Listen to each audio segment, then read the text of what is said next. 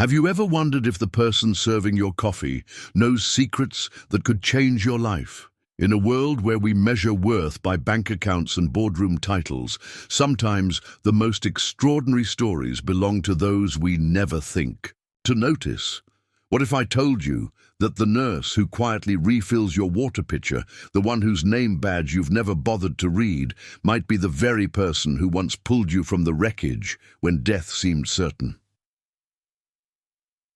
The morning. Sun cast long shadows through the corridors of St. Margaret's Medical Center, one of Chicago's most prestigious private hospitals. This wasn't just any medical facility. It was where senators recovered from heart surgery, where tech moguls came for their annual executive physicals, where oil heiresses delivered their children in marble-appointed suites that resembled luxury hotel rooms more than hospital wards. The gleaming floors reflected imported crystal chandeliers, and the walls displayed original artwork that cost more than most people's annual salaries. For the wealthy patients who filled these halls, St. Margaret's represented the pinnacle of medical care, where money could buy not just treatment, but dignity, privacy, and service that bordered on worship. For the staff who worked these halls, it was simply another day of maintaining the illusion that healing came more easily when surrounded by opulence. Among those staff members, moving through the corridors with the practiced invisibility that comes from years of being overlooked, was Elena Vasquez. At 28, she possessed the kind of quiet competence that made her invaluable yet somehow forgettable to those she served. Her dark hair was always pulled back in a regulation bun. Her scrubs were perpetually crisp, despite 12-hour shifts, and her movements carried an efficiency that spoke of someone who had learned to accomplish twice as much in half the time. Elena had been a registered nurse at St. Margaret's for 4 years, working primarily in the intensive care unit where life and death decisions happened in heartbeats. She had steady hands during codes, a calming presence that seemed to slow panicked pulses, and an uncanny ability to anticipate what doctors needed before they asked. Yet despite her exceptional skills, she remained largely invisible to the hospital's administration. Another face in scrubs who showed up, did her job, and left without fanfare. What made Elena's invisibility particularly striking was her background. A background that none of her colleagues fully understood, and one that she never spoke about unless directly asked. Before becoming a nurse, Elena had served 2 tours of duty as a combat medic in Afghanistan, where she had learned to perform miracles with limited resources under the most desperate circumstances imaginable. She had saved lives in conditions where most people would have frozen with terror, had made split-second decisions that meant the difference between soldiers returning home to their families or coming back in flag-draped coffins. The transition from military service to civilian nursing had been jarring in ways that Elena never fully explained to anyone. In Afghanistan, every life had mattered, with an intensity that burned through protocol and hierarchy.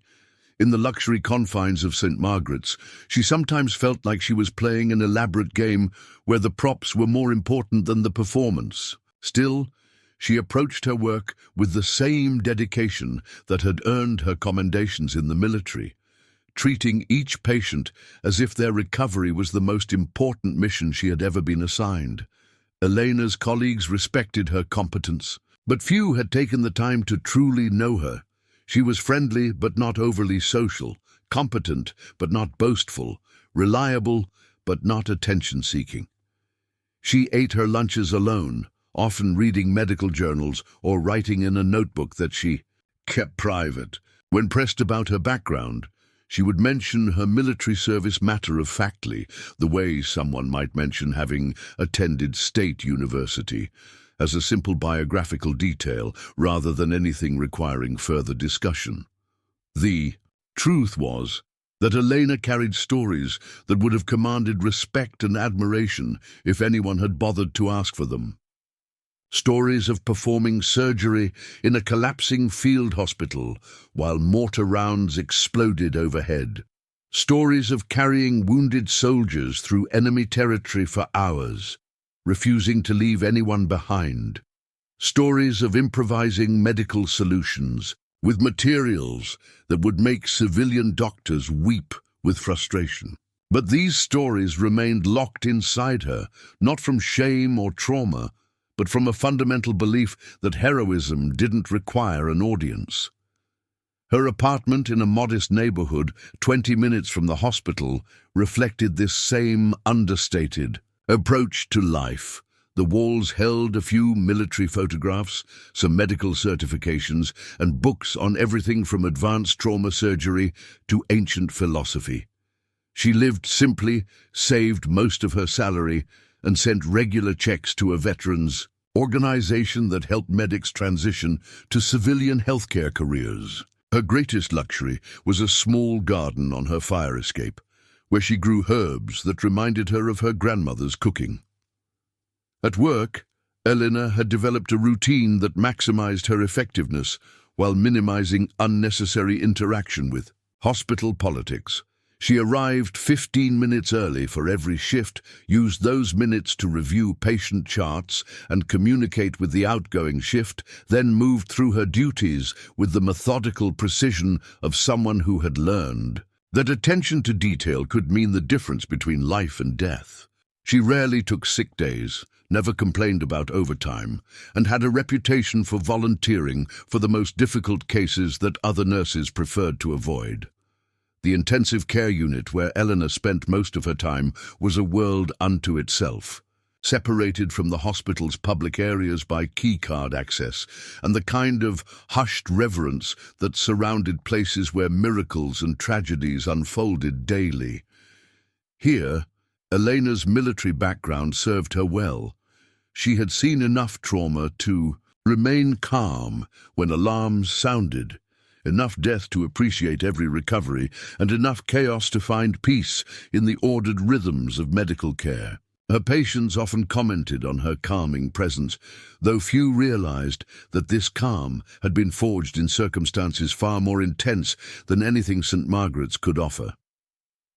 Despite her competence and dedication, Elena remained largely invisible to the hospital's upper management. She had never been invited to the administrative meetings where policy was discussed, never been asked for input on department improvements, never been considered for leadership positions despite her obvious qualifications. This invisibility wasn't malicious. It was simply the natural result of a healthcare system that had learned to overlook those who did their jobs without demanding recognition. Elena's direct supervisor, charge nurse Patricia Williams, recognized her value and had tried multiple times to nominate her for advancement opportunities. But somehow, Elena's applications always seemed to get lost in bureaucratic shuffles, her accomplishments overshadowed by candidates with better political connections or more conventional backgrounds. Patricia often wondered if Elena's military service actually worked against her in an environment where networking and social polish seemed to matter more than clinical excellence. The irony of Elena's situation was not lost on her. In Afghanistan, she had been trusted with decisions that affected national security and human lives on a scale that most people couldn't comprehend. At St. Margaret's, she needed permission to adjust a patient's pillow height. In the military, her innovations had been celebrated and implemented across multiple units. In the hospital, her suggestions for process improvements were politely received and quietly ignored. Yet she persisted, driven by the same sense of duty that had carried her through combat zones, believing that every patient deserved the best care she could provide, regardless of whether anyone noticed her efforts. This dedication had not gone completely unrecognized among her peers. Newer nurses often sought her guidance during difficult cases, knowing that Elena's calm expertise could navigate situations that left others paralyzed with uncertainty. Doctors who had worked with her long enough to recognize her capabilities would specifically request her for their most challenging patients. But this recognition existed in the informal networks of daily hospital life, never translating into official acknowledgement or career advancement. Elena's philosophy about recognition had been shaped by her military experience, where the measure of success was mission completion rather than personal accolades. She had learned to find satisfaction in outcomes rather than credit, in the knowledge that her skills had made a difference, even if that difference was never officially documented. This perspective served her well in the complex hierarchies of hospital life, though it also ensured that she remained perpetually undervalued by those who controlled career trajectories and institutional power. What Elena's colleagues and supervisors didn't know was that her humble position at St. Margaret's was actually a choice rather than a limitation. Her military record and medical training had opened doors to far more prestigious and lucrative opportunities. She had been recruited by trauma centers in major cities, offered positions with international medical organizations, and courted by private medical companies that served military contractors. She had chosen St. Margaret's not for its prestige or salary, but because she believed that excellent medical care shouldn't be a privilege reserved only for those who could afford it. And she had hoped to find ways to extend that excellence beyond the hospital's wealthy clientele. The morning that would change everything began like any other for Elena. She arrived at 6:30 for her 7 o'clock shift, used her key card to access the ICU, and began her pre-shift routine of reviewing overnight reports and checking on her assigned patients. The ICU was quieter than usual, with only 12 of the 20 beds occupied, most by patients recovering from planned surgeries, rather than emergency traumas. Elena methodically moved through her initial assessments, noting changes in vital signs, adjusting medication schedules, and ensuring that each patient was as comfortable as possible. Her first patient was Mrs. Henderson, a 70-year-old woman, recovering from heart surgery, whose family had maintained a constant vigil since her admission 3 days earlier. Eleanor took extra time with Mrs. Henderson's care, knowing that the woman's anxiety was affecting her recovery and that a few minutes of focused attention could make a significant difference in her healing process. She adjusted the woman's position to ease her breathing, checked her surgical site for signs of infection, and spent several minutes simply talking with her about her grandchildren, whose pictures covered the bedside table. The second patient required more intensive monitoring, a 45-year-old construction worker who had suffered massive internal injuries in a fall from scaffolding. His insurance situation was complicated, and Elena had overheard administrative discussions about transferring him to a public hospital once he was stable enough to move. She made sure his pain medication was properly calibrated and spent extra time documenting his improvements, hoping that a strong recovery record might influence the transfer decision. By 9 o'clock, Elena had completed her initial rounds and begun the detailed documentation that consumed an increasing portion of every nurse's day. She was updating patient charts when she noticed unusual activity in the hospital's main corridor. Security guards positioning themselves at strategic locations, administrative staff clustering in nervous groups, and maintenance crews frantically polishing already spotless surfaces. This kind of orchestrated preparation usually meant one thing: a VIP arrival was expected, someone important enough to warrant special protocols and heightened security. Elena had witnessed these preparations before, usually when high-profile patients or major donors visited the hospital. The entire atmosphere would shift, with normal routines suspended in favor of performances designed to impress powerful visitors. Staff members would be coached on appropriate behavior, certain areas would be declared off-limits, and everyone would be expected to maintain the illusion that St. Margaret's always operated with this level of polished perfection.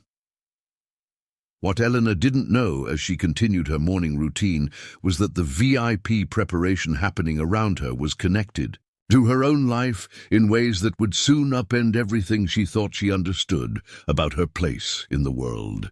Somewhere in the hospital's administrative offices, phones were ringing with increasingly urgent calls about the imminent arrival of someone whose presence would force Elena out of the shadows she had inhabited for so long and into a light that would reveal truths she had never expected to confront. The 23rd floor of the Meridian Tower in downtown Chicago housed the headquarters of Blackstone Industries, a multinational conglomerate that had grown from a single construction company into an empire spanning real estate, technology, healthcare, and energy sectors. The executive floor was a testament to power and wealth, with floor-to-ceiling windows offering panoramic views of Lake Michigan and the sprawling cityscape below. Everything from the Italian marble floors to the custom-designed furniture spoke of resources that seemed limitless and influence that reached into every corner of American business.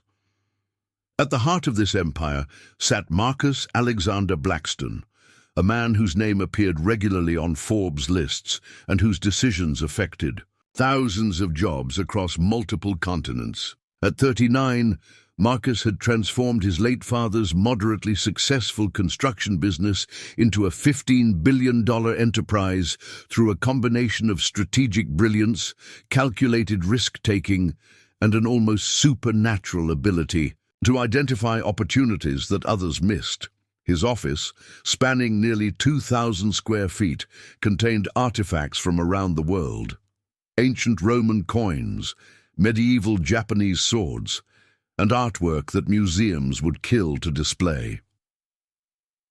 Marcus Blackstone was the kind of man who commanded attention simply by existing in a space, standing 6 feet 2 inches with prematurely silver hair that somehow made him look distinguished rather than old. He possessed the kind of presence that made conversations stop when he entered a room. His custom-tailored suits cost more than most people's monthly salaries.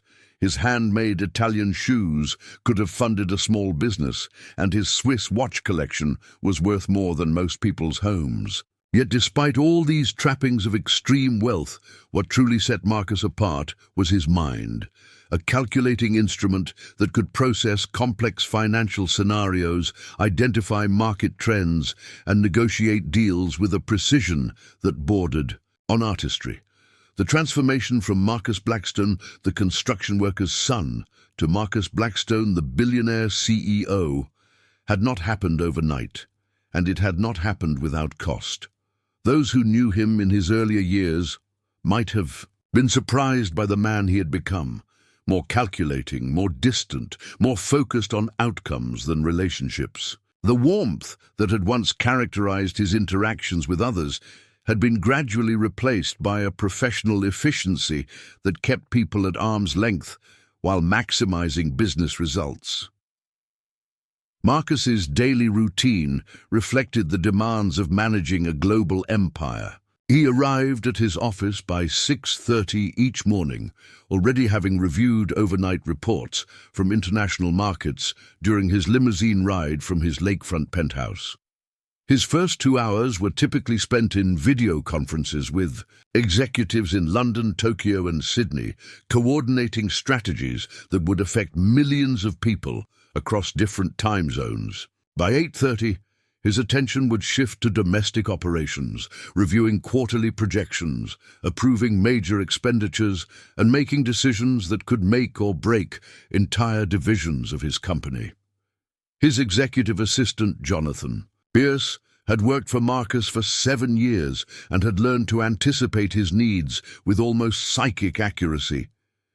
Jonathan maintained Marcus's schedule with military precision, screened his calls with diplomatic skill, and ensured that every meeting, every appointment, every social obligation was choreographed to maximize Marcus's time and influence. Jonathan's loyalty was absolute, his discretion unquestionable, and his efficiency legendary among Chicago's business elite. The relationship between Marcus and Jonathan was purely professional, built on mutual respect for competence rather than a personal connection. Jonathan understood that his value lay in his ability to make Marcus's life run smoothly, and Marcus appreciated Jonathan's skills without feeling any need to know him as a human being. This arrangement suited both men perfectly. Jonathan was well compensated for his expertise, and Marcus was freed from the complications that personal relationships might introduce into his carefully controlled world. Marcus's approach to business relationships extended throughout his organization. He knew the names and capabilities of his top 50 executives, could recite performance metrics for each major division, and maintained detailed mental files on key clients and competitors. But he had little interest in the personal lives of his employees, viewing such knowledge as unnecessary distraction from the primary purpose of business relationships, the generation of profit and the expansion of power. This emotional distance was not cruelty, but strategy. Marcus had learned early in his career that personal connections could cloud judgment, that emotional considerations could interfere with optimal decision-making, and that maintaining professional boundaries was essential for effective leadership. He treated his employees well in terms of compensation and benefits, but he did not pretend to care about their personal struggles or celebrate their individual triumphs beyond their contribution to company success. The irony was that Marcus's success had been built on his father's very different approach to business. Robert Blackstone had known every one of his employees by name, had attended their weddings and their children's graduations, and had built his company on relationships rather than pure financial calculations. But Robert's company had remained small and regional, limited by his unwillingness to make the harder choices that growth demanded. Marcus had learned from his father's limitations, adopting a more ruthless efficiency that had catapulted the company to international prominence. Yet, despite his success, or perhaps because of it, Marcus found himself increasingly isolated. His wealth had created barriers between him and ordinary human experience that were difficult to bridge. His romantic relationships tended to be brief and transactional, complicated by the reality that anyone interested in him might be equally interested in his fortune. His friendships were mostly professional alliances, useful connections that served mutual business interests, rather than providing genuine companionship. Marcus's penthouse apartment reflected this isolation. Designed by internationally renowned architects and decorated by museum-quality curators, it was more like a private art gallery than a home. The furniture was beautiful but uncomfortable, chosen for aesthetic impact rather than livability. The kitchen was rarely used, except by catering staff during business entertaining. The bedrooms felt more like luxury hotel suites than personal spaces. Despite costing more than most people would see in multiple lifetimes, the apartment felt empty in ways that no amount of money could fill.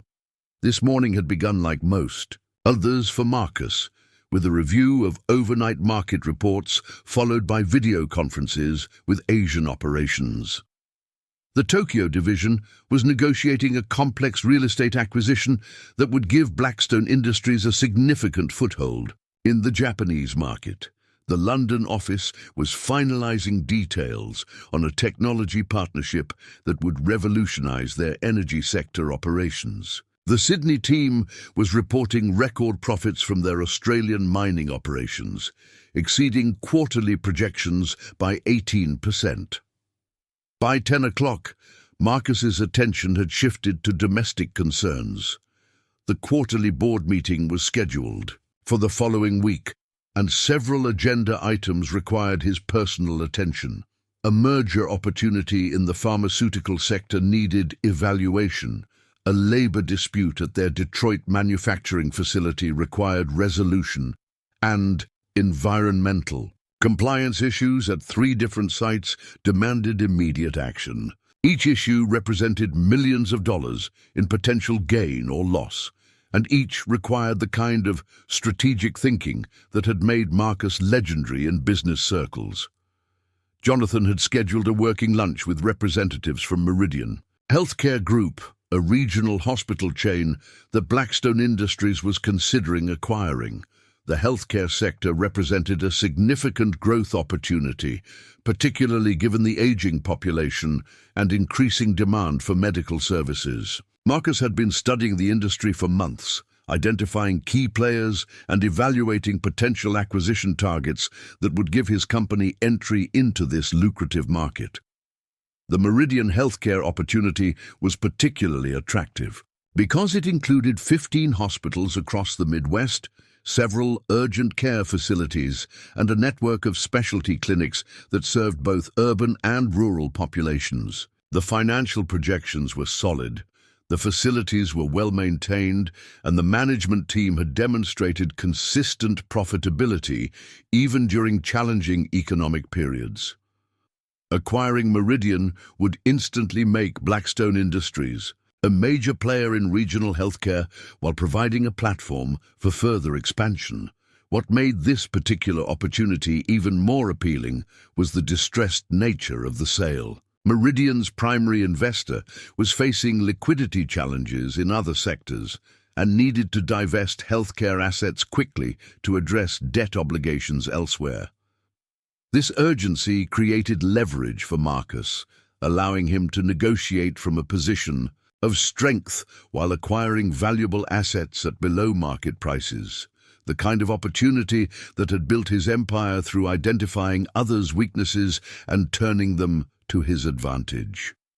The preliminary negotiations had been proceeding smoothly, with Marcus's team conducting due diligence on Meridian's financial records, regulatory compliance, and operational efficiency. The hospitals showed strong profitability, particularly in specialty services that commanded premium pricing. The urgent care facilities were strategically located in growing suburban markets with limited competition. The specialty clinics served niche medical needs that generated consistent revenue streams with minimal overhead. However, Marcus's approach to the healthcare acquisition was purely financial rather than mission-driven. He saw hospitals as real estate investments with revenue-generating capabilities rather than institutions serving community health needs. His analysis focused on profit margins rather than patient outcomes, on cost reduction opportunities rather than service improvements, and on market positioning rather than medical excellence. This perspective was entirely consistent with his approach to all business opportunities, maximizing returns while minimizing risks and unnecessary expenditures.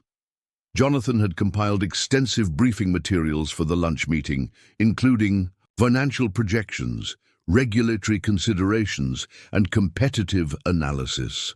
The presentation emphasized Blackstone's ability to bring operational efficiency and capital resources to healthcare operations while maintaining quality standards and regulatory compliance. What the presentation did not emphasize was any genuine commitment to healthcare as anything more than another profit center in a diversified business portfolio.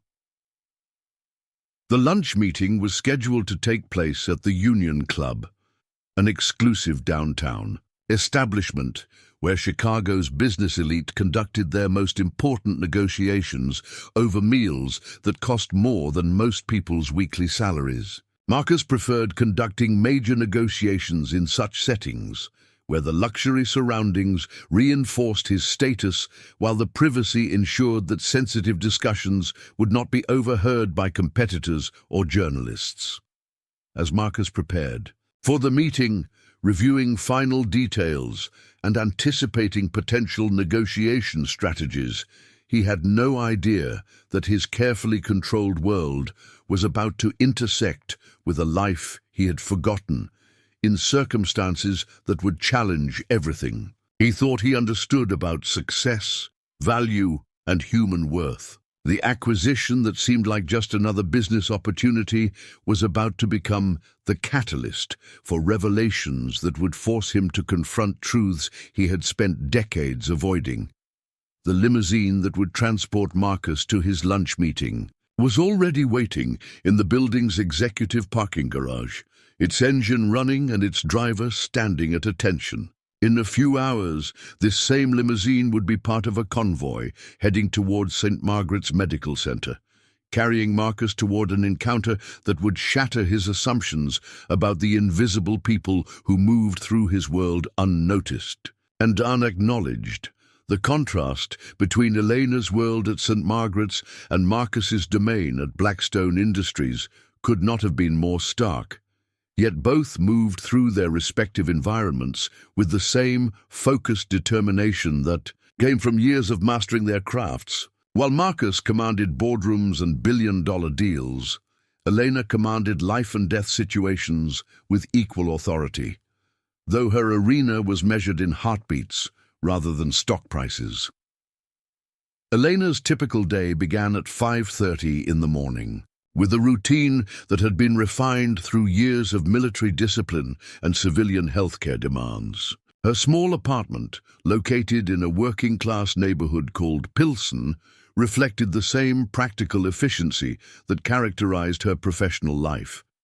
The walls held her nursing degree alongside her military commendations, a Purple Heart, earned during her second deployment, and photographs from her service that showed a younger woman in desert camouflage, surrounded by soldiers whose lives she had helped save. The morning ritual included reviewing medical journals while drinking coffee strong enough to power a small vehicle, a habit developed during long nights in field hospitals, where staying alert could mean the difference between successful treatment and catastrophic failure. Elena read everything she could find about advances in trauma medicine, cardiac care, and emergency procedures, constantly updating her knowledge base with the dedication of someone who understood that learning never stopped when lives hung in. The balance. Her commute to St. Margaret's took 35 minutes on the Blue Line, time she used to mentally prepare for whatever challenges the day might bring. Elena had learned during her military service that mental preparation was as important as technical skill when facing crisis situations. She would visualize potential emergency scenarios, review treatment protocols, and center herself in the calm focus that her patients had come to depend upon during their most vulnerable moments. The transformation that occurred when Elena entered St. Margaret's was subtle but profound.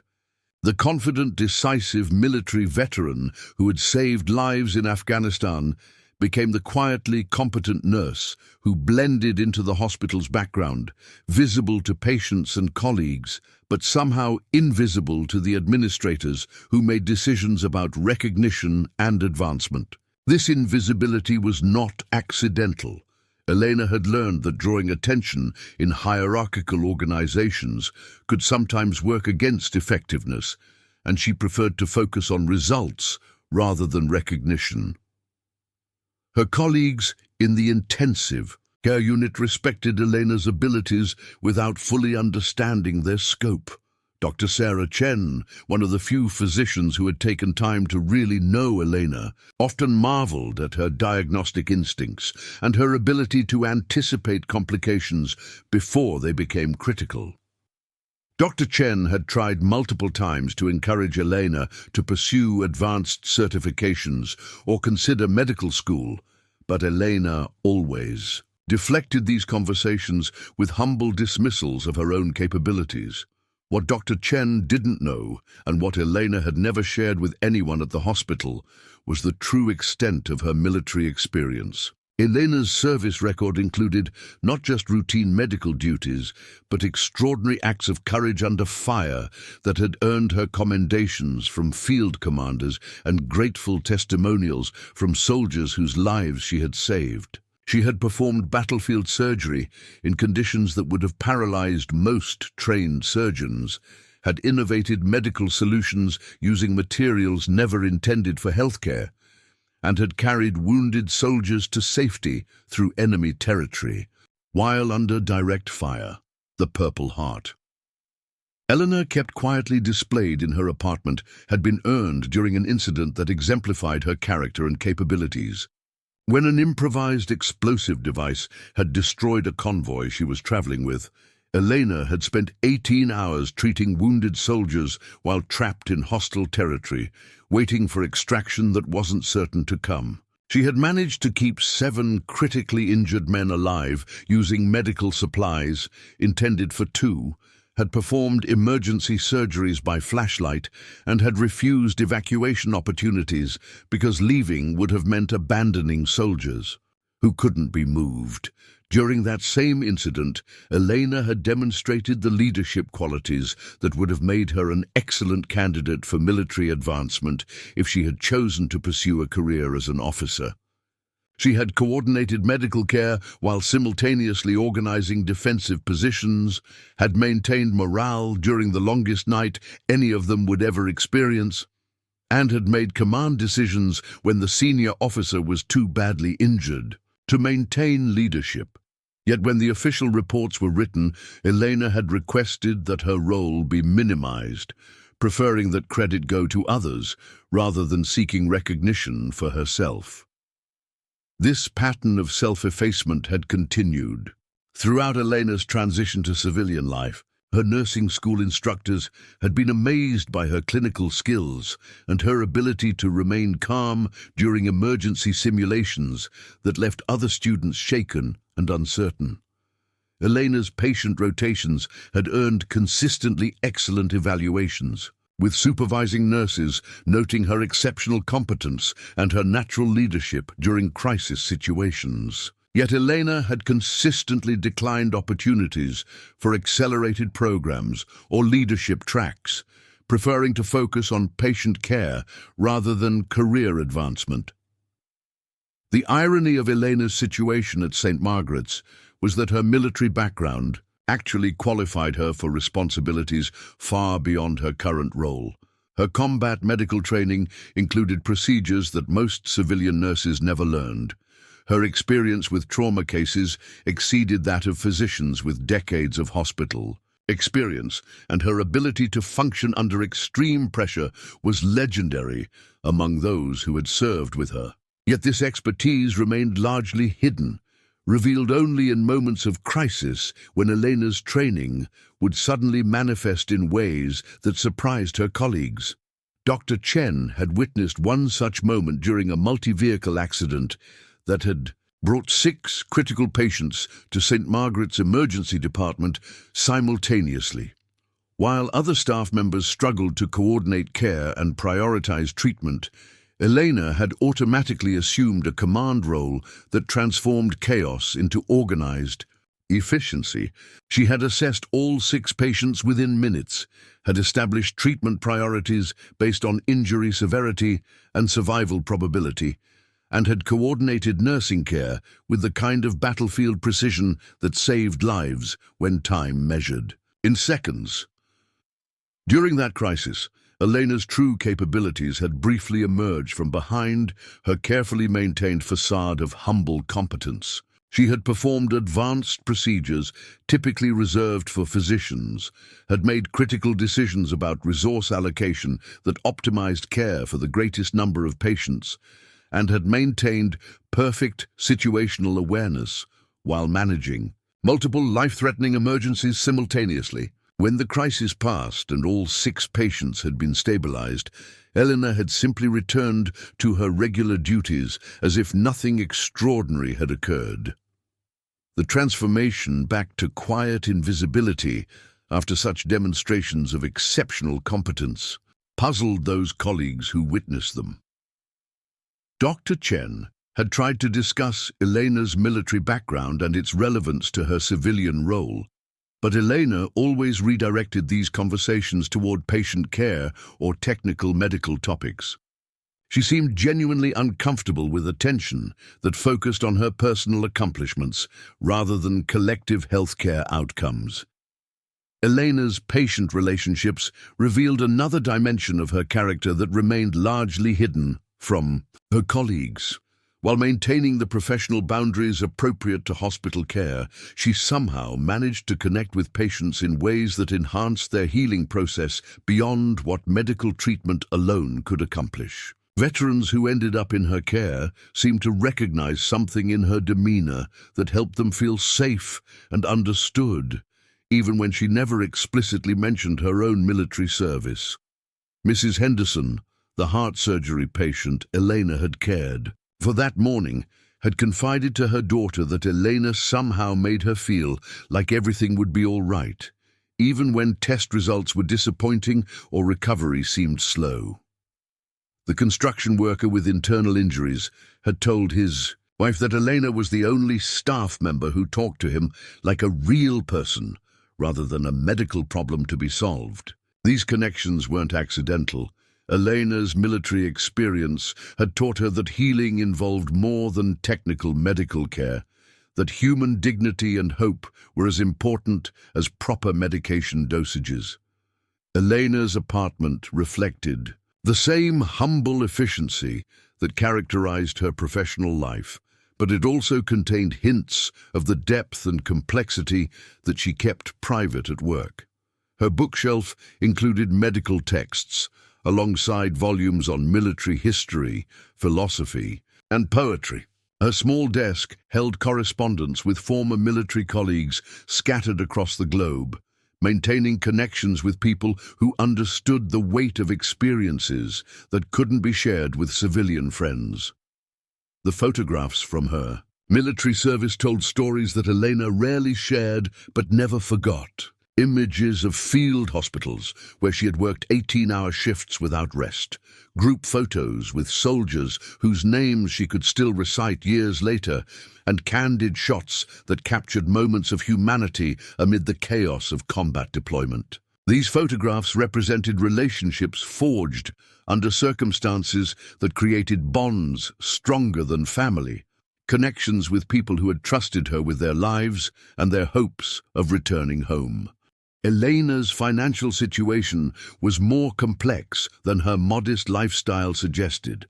Military veterans' benefits provided health care and educational support that she rarely used, preferring to pay for her own medical care and continuing education, rather than burden systems designed to help veterans who needed assistance more than she did. Her nursing salary was supplemented by occasional consulting work with medical equipment companies who valued her unique perspective on trauma care. Though she kept this additional income private to avoid complications with hospital employment policies, the money Elena earned beyond her basic expenses was largely donated to organizations supporting veteran transitions to civilian careers, funding scholarships for military medics pursuing nursing degrees, and supporting families of soldiers killed or wounded during deployment. She maintained this charitable giving quietly, without seeking recognition or tax benefits, motivated by the same sense of service that had characterized her military career and continued to drive her civilian nursing practice. Elena's social life was limited but meaningful, centered around relationships with other veterans who understood the challenges of adapting military experience to civilian environments. These friendships provided outlets for discussing experiences that couldn't be shared with colleagues who had never faced life and death situations where split-second decisions determined whether people lived or died. Monthly gatherings at a veteran-owned restaurant in her neighborhood offered opportunities to maintain connections with people who shared similar backgrounds and values. The morning that would change Elena's life had begun with the same routine that had sustained her for 4 years at St. Margaret's, but today would prove different in ways she couldn't anticipate. As she completed her initial patient rounds and began the documentation that consumed increasing portions of nursing time, Elena noticed the unusual preparation activities that typically preceded VIP visits.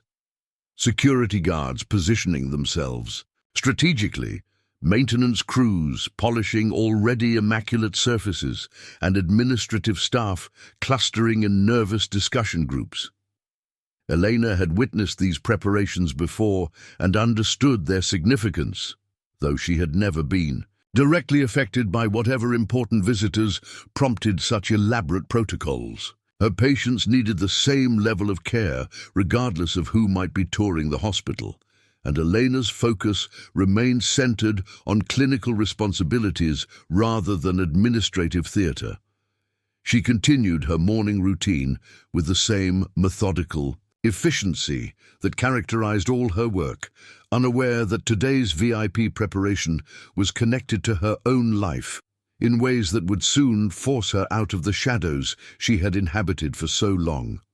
The invisible threads connecting Elena's past to Marcus Blackstone's present were about to become visible in ways that would transform both their lives, challenging assumptions about worth, recognition, and the true meaning of service. The quiet competence that had made Elena invaluable yet overlooked was about to intersect with power and privilege in circumstances that neither of them could have anticipated. The morning shift change at St. Margaret's Medical Center occurred with the precision of a well-orchestrated symphony, as night staff handed over patient care to day personnel through detailed reports that ensured continuity of treatment. Elena absorbed the overnight updates with focused attention, noting changes in patient conditions, medication adjustments, and family concerns that would require her attention throughout the day. The intensive care unit held 12 patients this morning, ranging from post-surgical recoveries to trauma cases that demanded constant monitoring. Elena's patient assignment included Mrs. Henderson, whose heart surgery recovery was progressing slowly but steadily, and the construction worker, whose internal injuries required careful observation for signs of complications. Additionally, she would be caring for a teenage car accident victim whose parents maintained a constant vigil, an elderly man recovering from a stroke who communicated only through eye movements, and a middle-aged woman whose diabetic complications had resulted in multiple organ stress that required delicate balancing of medications and treatments. The hospital's cafeteria served as more than just a dining facility. It functioned as an informal social center where staff from different departments could interact during brief breaks from their demanding schedules. Located on the ground floor with windows overlooking a small garden area, the cafeteria provided one of the few spaces in the hospital where the rigid hierarchies of medical care relaxed slightly, allowing nurses, technicians, housekeeping staff, and administrative personnel to share meals and conversation. Elena typically ate her lunch alone, using the time to review patient charts or catch up on medical literature rather than socializing with colleagues. This wasn't antisocial behavior, but rather a reflection of her focused approach to professional development and patient care. She preferred to use break time productively, whether studying new treatment protocols or mentally reviewing the afternoon's patient care priorities. Her colleagues had grown accustomed to seeing Elena at a corner table with medical journals or patient files, quietly managing her responsibilities while others engaged in the casual conversations that helped relieve the stress of hospital work. The cafeteria's social dynamics reflected the hospital's broader organizational structure, with different staff levels gravitating toward informal groupings that reinforced professional boundaries. Physicians typically sat together, discussing cases or hospital politics with the confidence of people accustomed to being heard and respected. Nurses formed their own clusters, sharing the particular challenges of patient care that required both technical expertise and emotional resilience.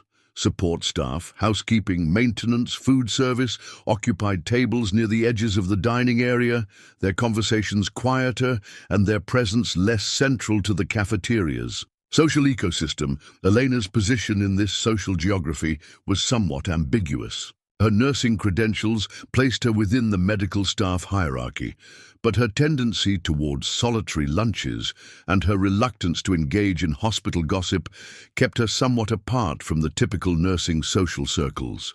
Colleagues respected her competence and would often seek her advice on difficult cases, but few had developed genuine friendships with her beyond professional interactions. This social distance wasn't intentional rejection, but rather Elena's natural inclination toward privacy and her focus on patient care over workplace socializing.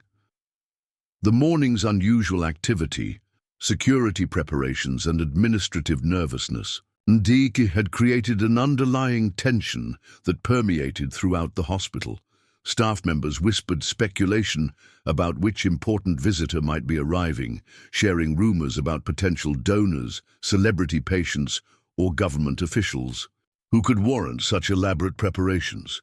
Elena observed these conversations with mild interest, but remained focused on her clinical responsibilities rather than engaging in speculative discussions about hospital politics. Dr. Richard Whitmore, St. Margaret's Chief of Staff, had called an emergency meeting of department heads to discuss protocols for the afternoon's VIP visit. The meeting, held in the hospital's executive conference room, included the chief medical officer, nursing supervisors, security personnel, and administrative leaders who would coordinate the special arrangements required for high-profile visitors. Elena was not included in such meetings, despite her senior status among ICU nurses and her obvious competence in managing complex patient care situations.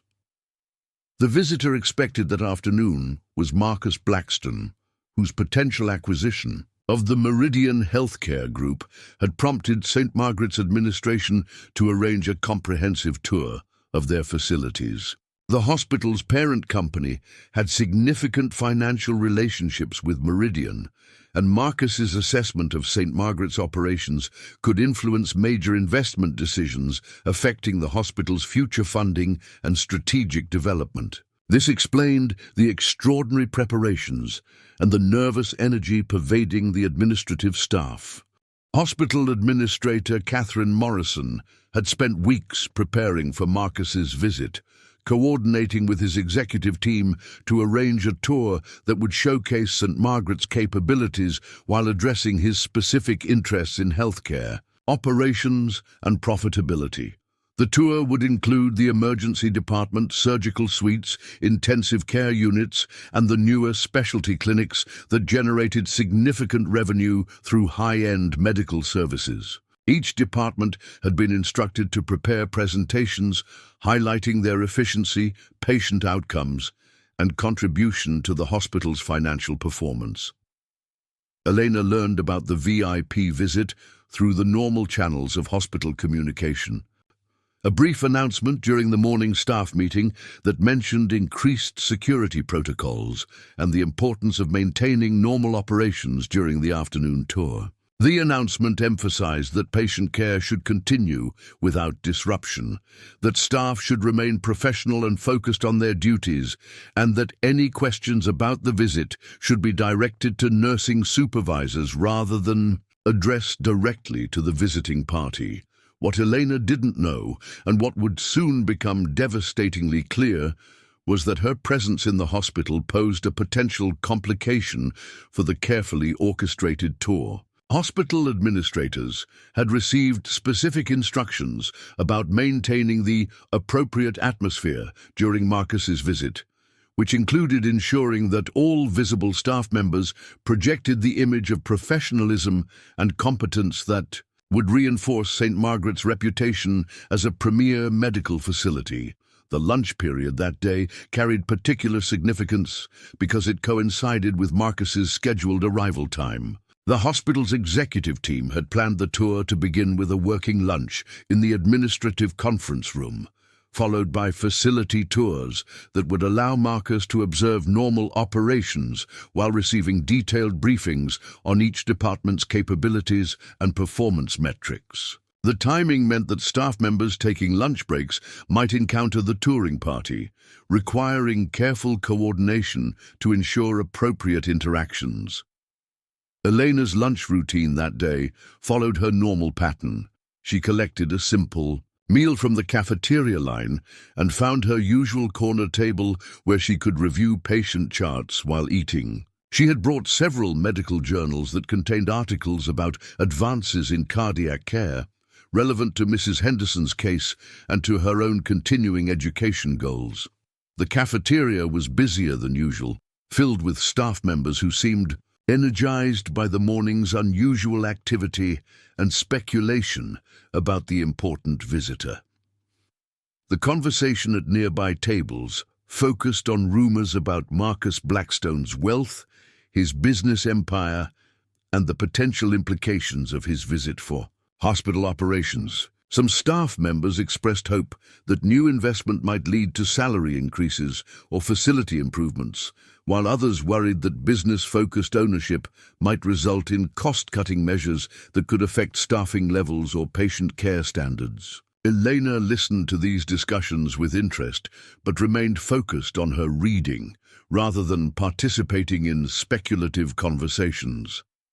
At 12:15, Elena was reviewing an article about post-surgical cardiac monitoring when she noticed increased activity near the cafeteria entrance.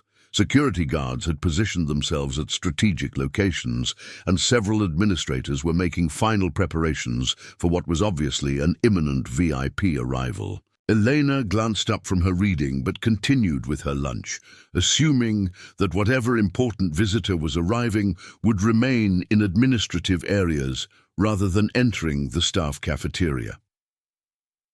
Hospital Administrator Morrison approached Elena's table with an expression that combined administrative authority with barely concealed anxiety. Morrison was a competent administrator who generally maintained positive relationships with staff, but the pressure of coordinating Marcus's visit had clearly heightened her stress levels and sharpened her focus on controlling every detail that might affect the hospital's presentation to this important visitor.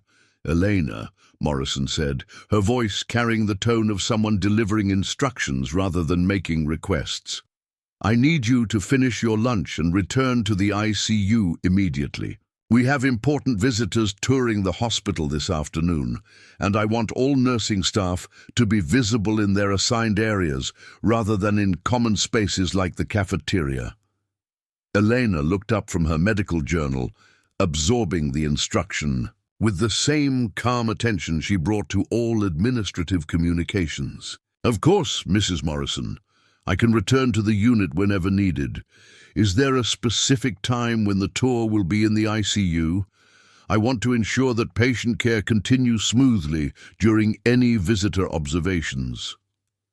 Morrison's expression tightened slightly, suggesting that Elena's reasonable question about patient care coordination was somehow problematic. "The tour schedule is flexible based on Mr. Blackstone's interests and time constraints.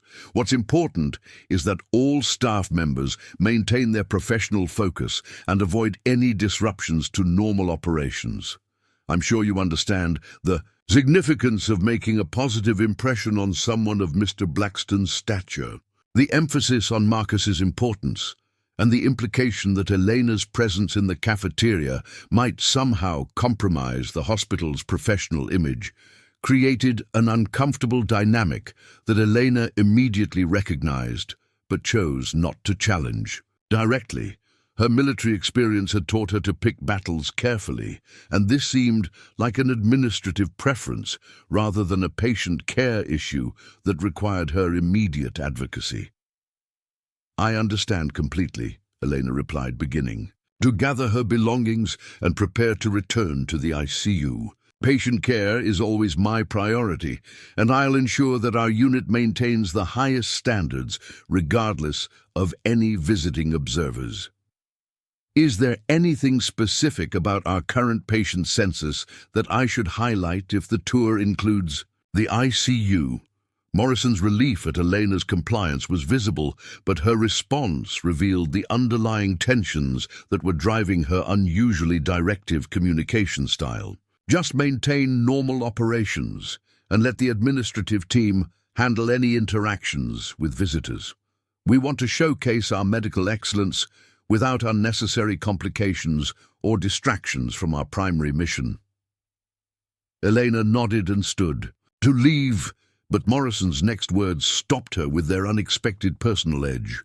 "And Elena, perhaps it would be best if you took your remaining break time in the nurses' lounge rather than in common areas where visitors might encounter staff members who might not represent the image we want to project during such important meetings." The implication was unmistakable, though delivered with the kind of bureaucratic language that provided plausible deniability while conveying a clear message about Elena's perceived suitability for representing the hospital to important visitors. Elena absorbed this additional instruction without visible reaction, though internally she felt the familiar sting of being judged as somehow inadequate despite her exceptional competence and dedication. "I understand," Elena said simply, her voice maintaining the same professional tone she used for all hospital communications.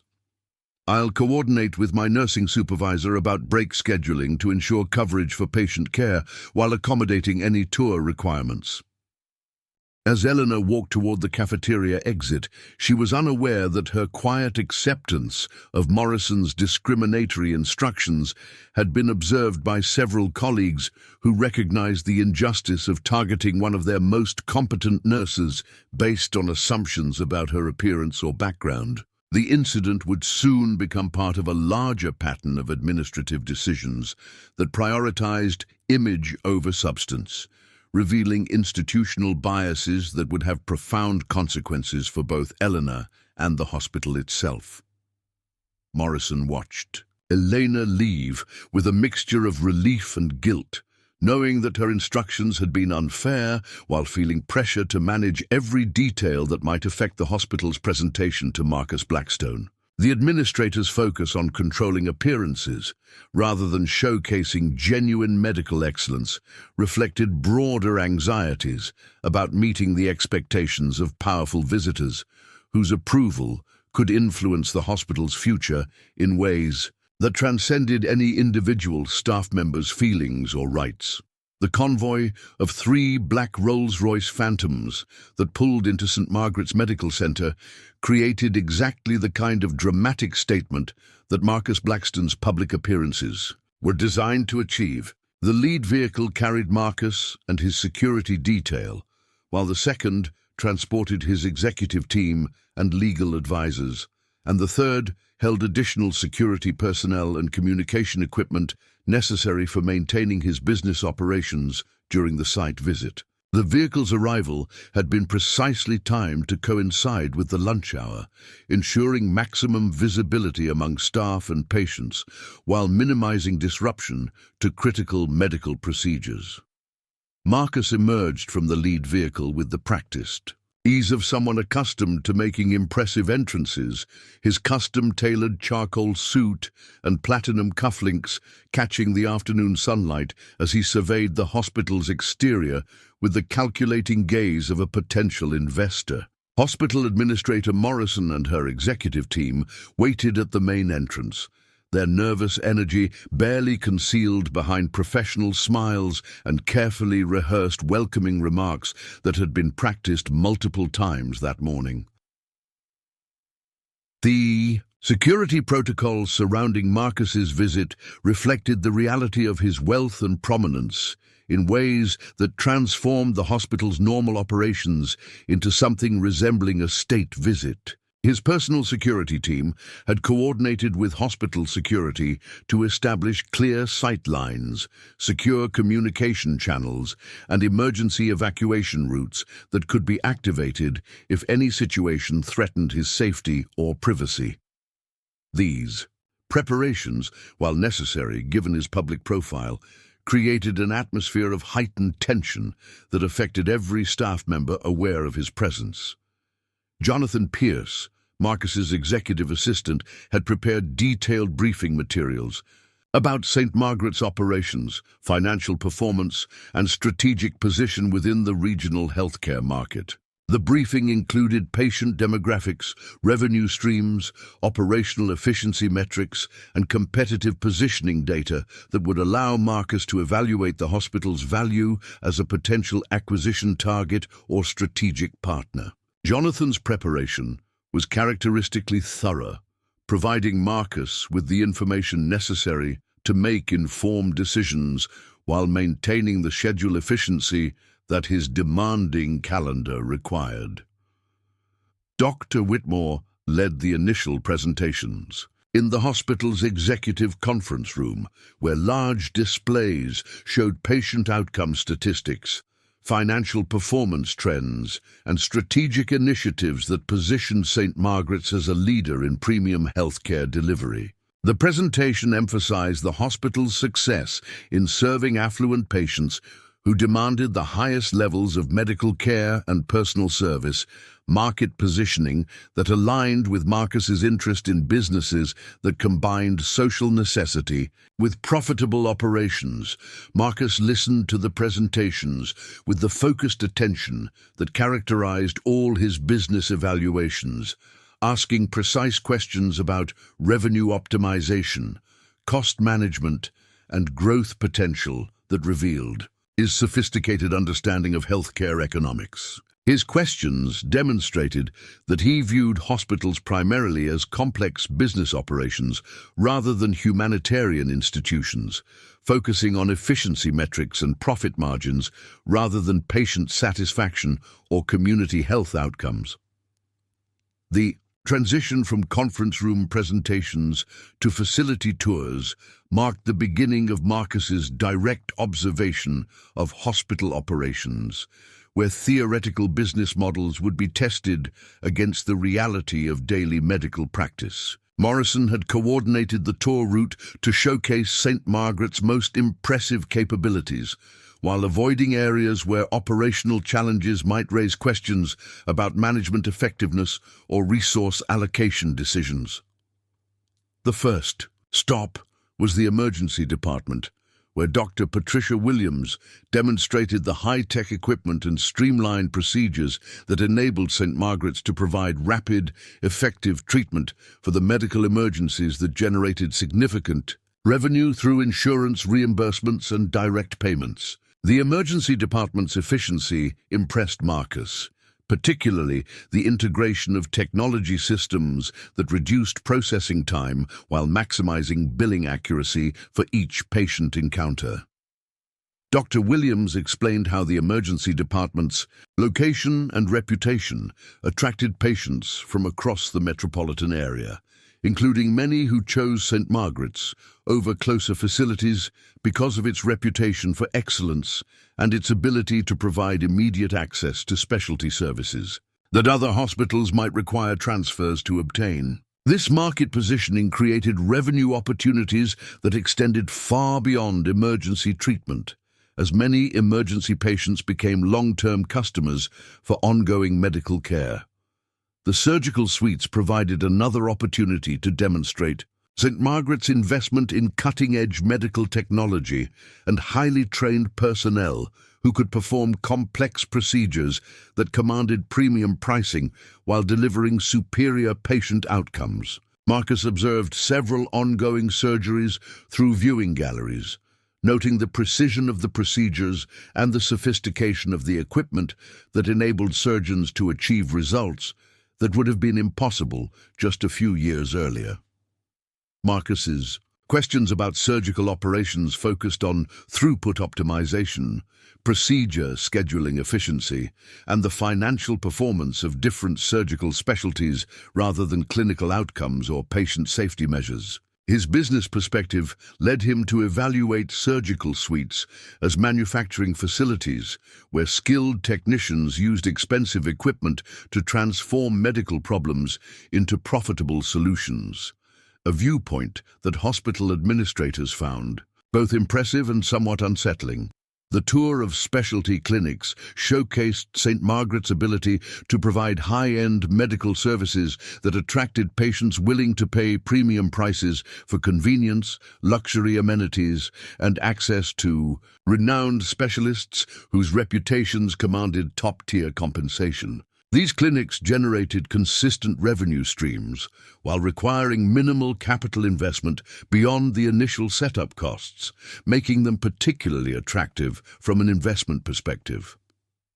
Marcus noted how the specialty clinics operated with business models similar to luxury retail establishments, where customer experience and perceived value justified pricing that far exceeded basic cost structures. The integration of medical excellence with hospitality services created competitive advantages that were difficult for other healthcare providers to replicate, particularly those operating under more restrictive budget constraints or serving less affluent patient populations.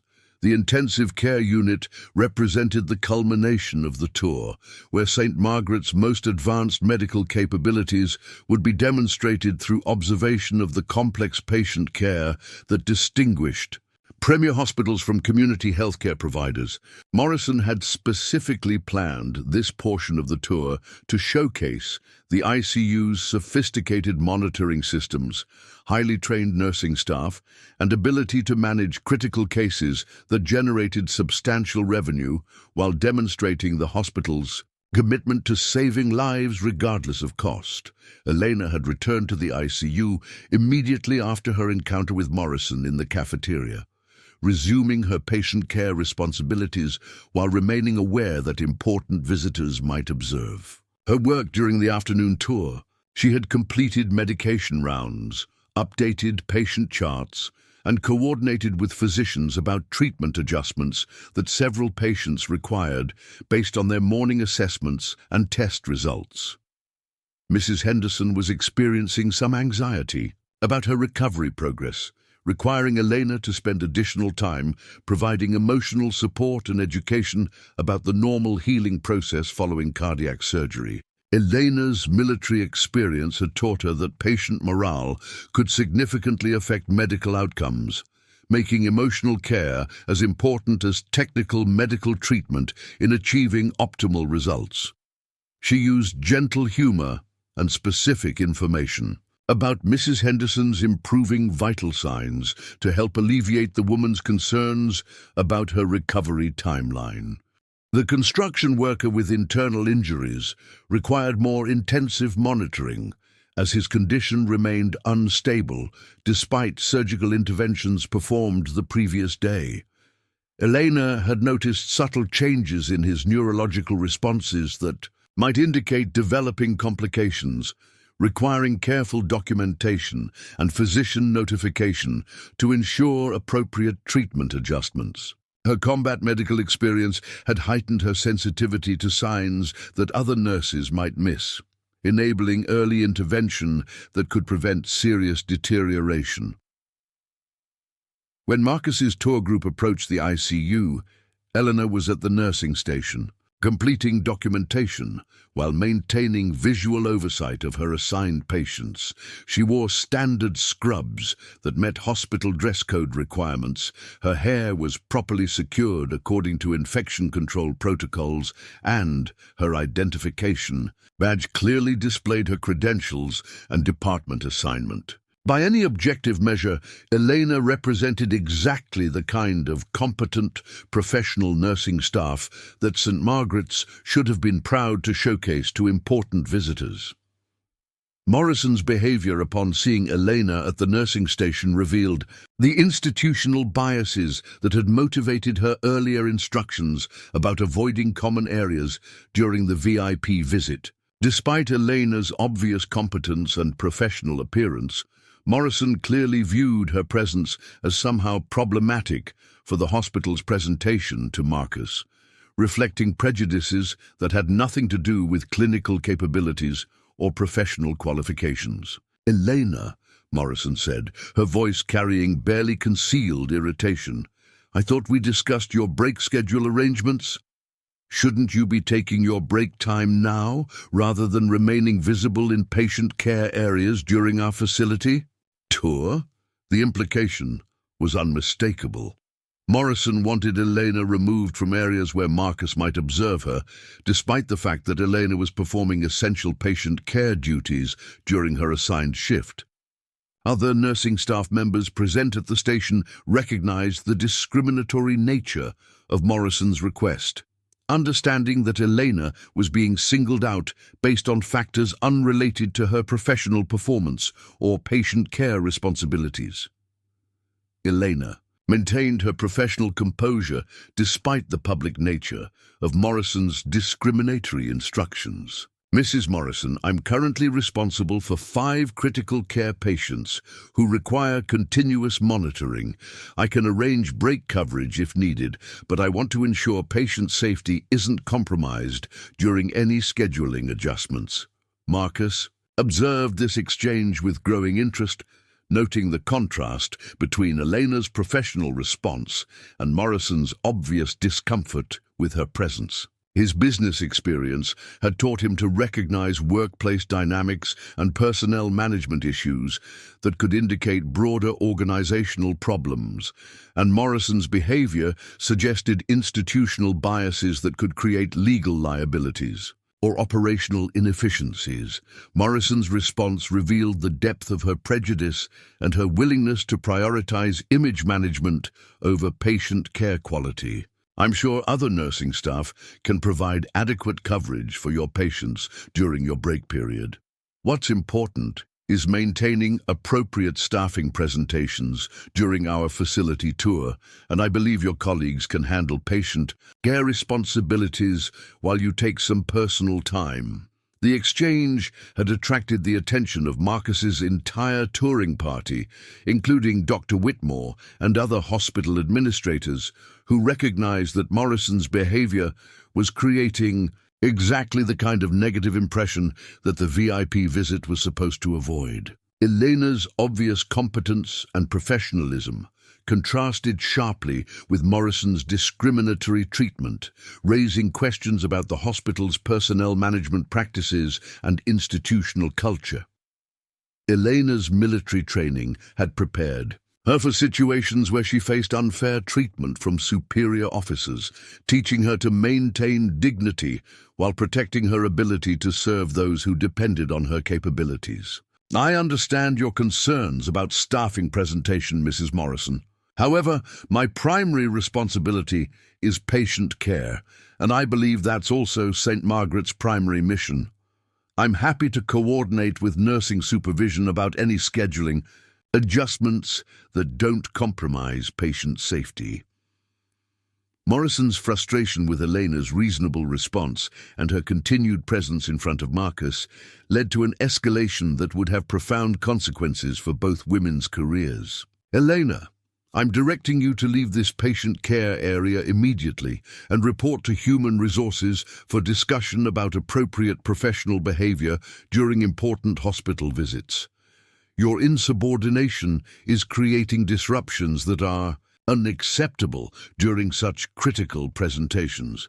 The accusation of insubordination for prioritizing patient care over image management created a moment of silence among the touring party, as even those unfamiliar with hospital operations could recognize the injustice of Morrison's position.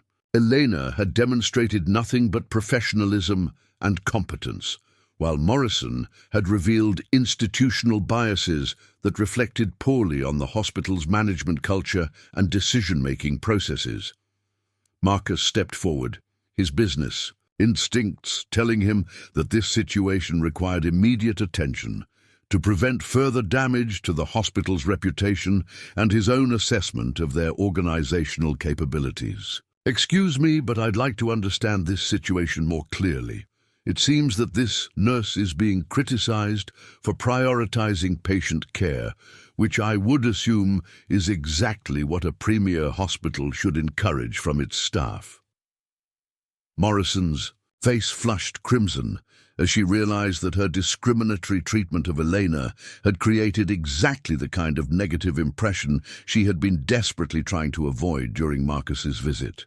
The hospital administrator found herself caught between her prejudicial assumptions about Elena's suitability for representing the hospital and the growing awareness that her behavior was being scrutinized by someone whose opinion could determine St. Margaret's future funding and strategic partnerships. "Mr. Blackstone," Morrison stammered, attempting to recover from the obviously problematic situation she had created, "I apologize for any confusion. We're simply trying to ensure that our most experienced staff members are available to answer any questions you might have about our ICU operations.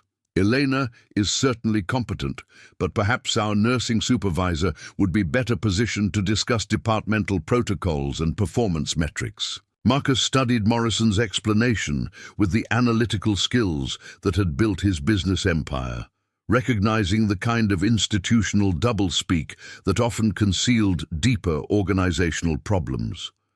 His experience with corporate acquisitions had taught him that how organizations treated their frontline employees often predicted broader cultural issues that could affect operational efficiency and long-term sustainability.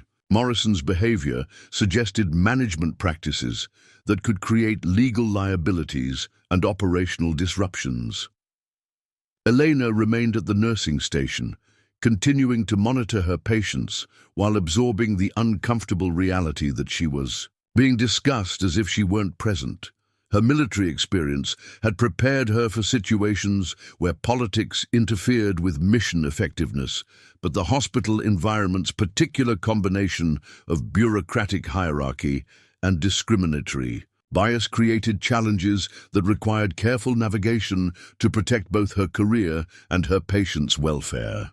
Dr. Whitmore recognized that Morrison's handling of the situation was creating reputational damage that could affect the hospital's relationship with Marcus and potentially influence his investment decisions. The chief of staff stepped forward, attempting to redirect attention toward Elena's qualifications rather than Morrison's obvious prejudice.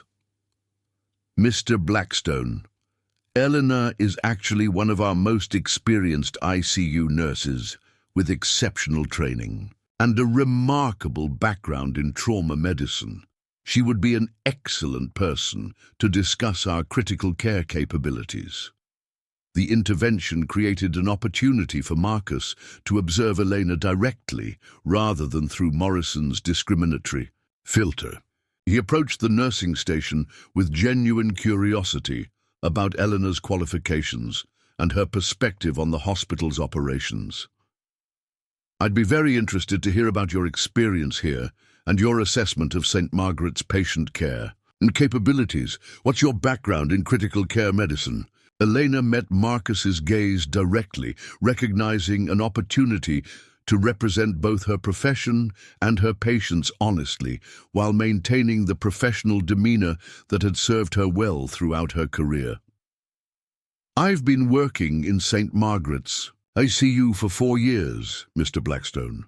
Before that, I served as a combat medic in Afghanistan, where I learned trauma medicine under conditions that required rapid decision-making and resource optimization. That experience has been valuable in civilian healthcare, particularly in emergency situations where every minute affects patient outcomes."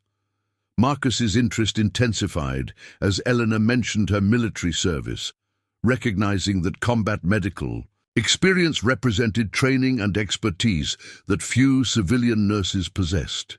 His business instincts told him that Elena's background made her potentially more valuable than Morrison's behavior suggested, raising questions about the hospital's ability to recognize and utilize exceptional talent within their organization. Combat medical experience must provide unique perspectives on healthcare delivery, Marcus observed, genuinely interested in understanding how military training applied to civilian medical practice. "How does that background influence your approach to patient care here at St. Margaret's?" Elena appreciated the opportunity to discuss her work substantively rather than defending her right to perform her duties. Military medicine teaches you to focus on outcomes rather than protocols, to improvise solutions when standard resources aren't available, and to maintain performance under pressure. In the ICU, those skills translate into better patient advocacy, more accurate assessment of critical situations, and the ability to coordinate complex care during emergencies. Morrison watched this interaction with growing alarm, realizing that Elena's articulate discussion of her qualifications was highlighting the administrator's poor judgment in trying to marginalize such an obviously competent staff member. The contrast between Elena's professional competence and Morrison's discriminatory behavior was becoming increasingly apparent to everyone present, including Marcus's executive team, who were taking notes about organizational culture and personnel management practices. Dr. Chen, who'd been observing the situation from nearby, decided to add her perspective about Elena's exceptional capabilities. "Mr. Blackstone, Elena is being modest about her contributions here. During medical emergencies, she consistently demonstrates leadership and clinical skills that exceed what we typically see even from very experienced nurses. Her military background has made her one of our most valuable team members." Marcus absorbed Dr. Chen's endorsement, while noting the obvious disconnect between Elena's demonstrated value and Morrison's attempt to minimize her visibility during the VIP visit. His business experience had taught him that organizations that failed to recognize and develop their best talent usually struggled with broader operational challenges that affected overall performance and competitiveness. "Elena," Marcus said, his tone indicating genuine respect for her qualifications, "I'd like to understand more about how St. Margaret's supports professional development for staff with your background. Are there programs here that help military veterans transition their skills to civilian healthcare environments?" The question revealed Marcus's sophisticated understanding of talent management, while creating an opportunity for Elena to discuss institutional strengths and weaknesses from her perspective as both a military veteran and a healthcare professional. Elena recognized the significance of the question and chose to answer honestly rather than simply providing diplomatically positive responses. "St. Margaret's has excellent clinical resources and patient care standards," Elena replied carefully, "but there aren't specific programs for veterans transitioning to civilian healthcare. Most of us have learned to adapt our military experience through individual initiative rather than institutional support. That works for people with strong self-direction, but it might limit the hospital's ability to fully utilize the unique skills that military medical personnel can bring to civilian practice." Morrison's expression revealed her horror at Elena's honest assessment, which highlighted institutional limitations rather than simply praising hospital policies. The administrator had expected staff members to provide only positive responses during the VIP visit, and Elena's balanced perspective threatened the carefully constructed presentation that Morrison had orchestrated to impress Marcus. Marcus found Elena's honest evaluation more valuable than the promotional materials he had received from hospital administrators. Her willingness to discuss both strengths and improvement opportunities demonstrated the kind of critical thinking that he valued in business contexts, and her perspective as someone with exceptional qualifications provided insights that administrative presentations couldn't offer. "That's an interesting observation," Marcus replied, making mental notes about potential organizational improvements that could enhance the hospital's operational effectiveness.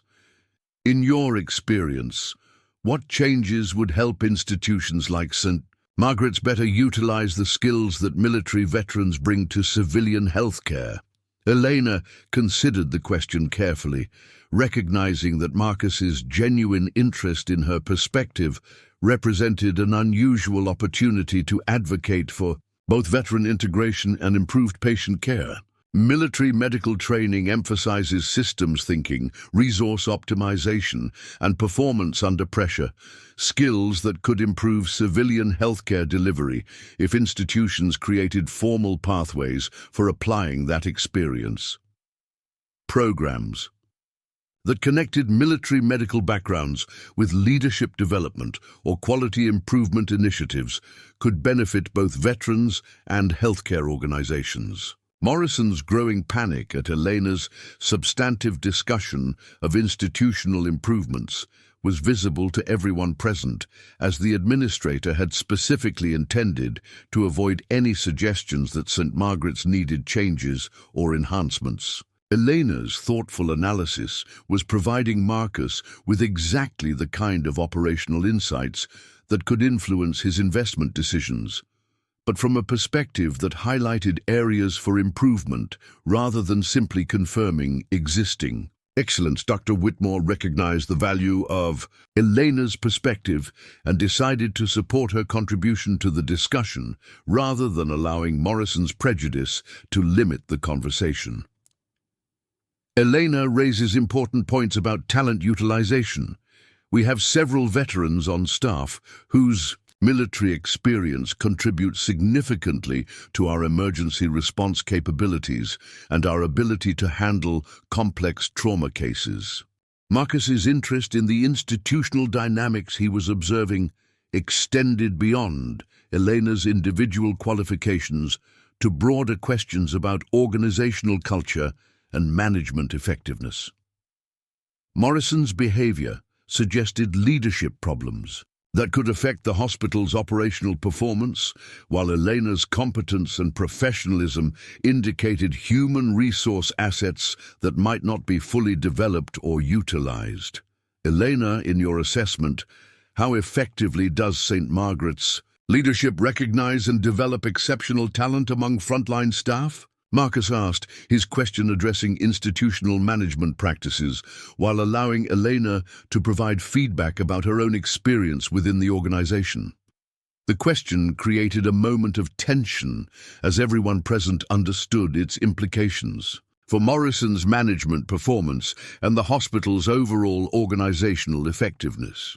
Elena found herself in the difficult position of providing honest feedback that could affect relationships with her supervisors while maintaining her professional integrity and serving Marcus's legitimate interest in understanding institutional capabilities.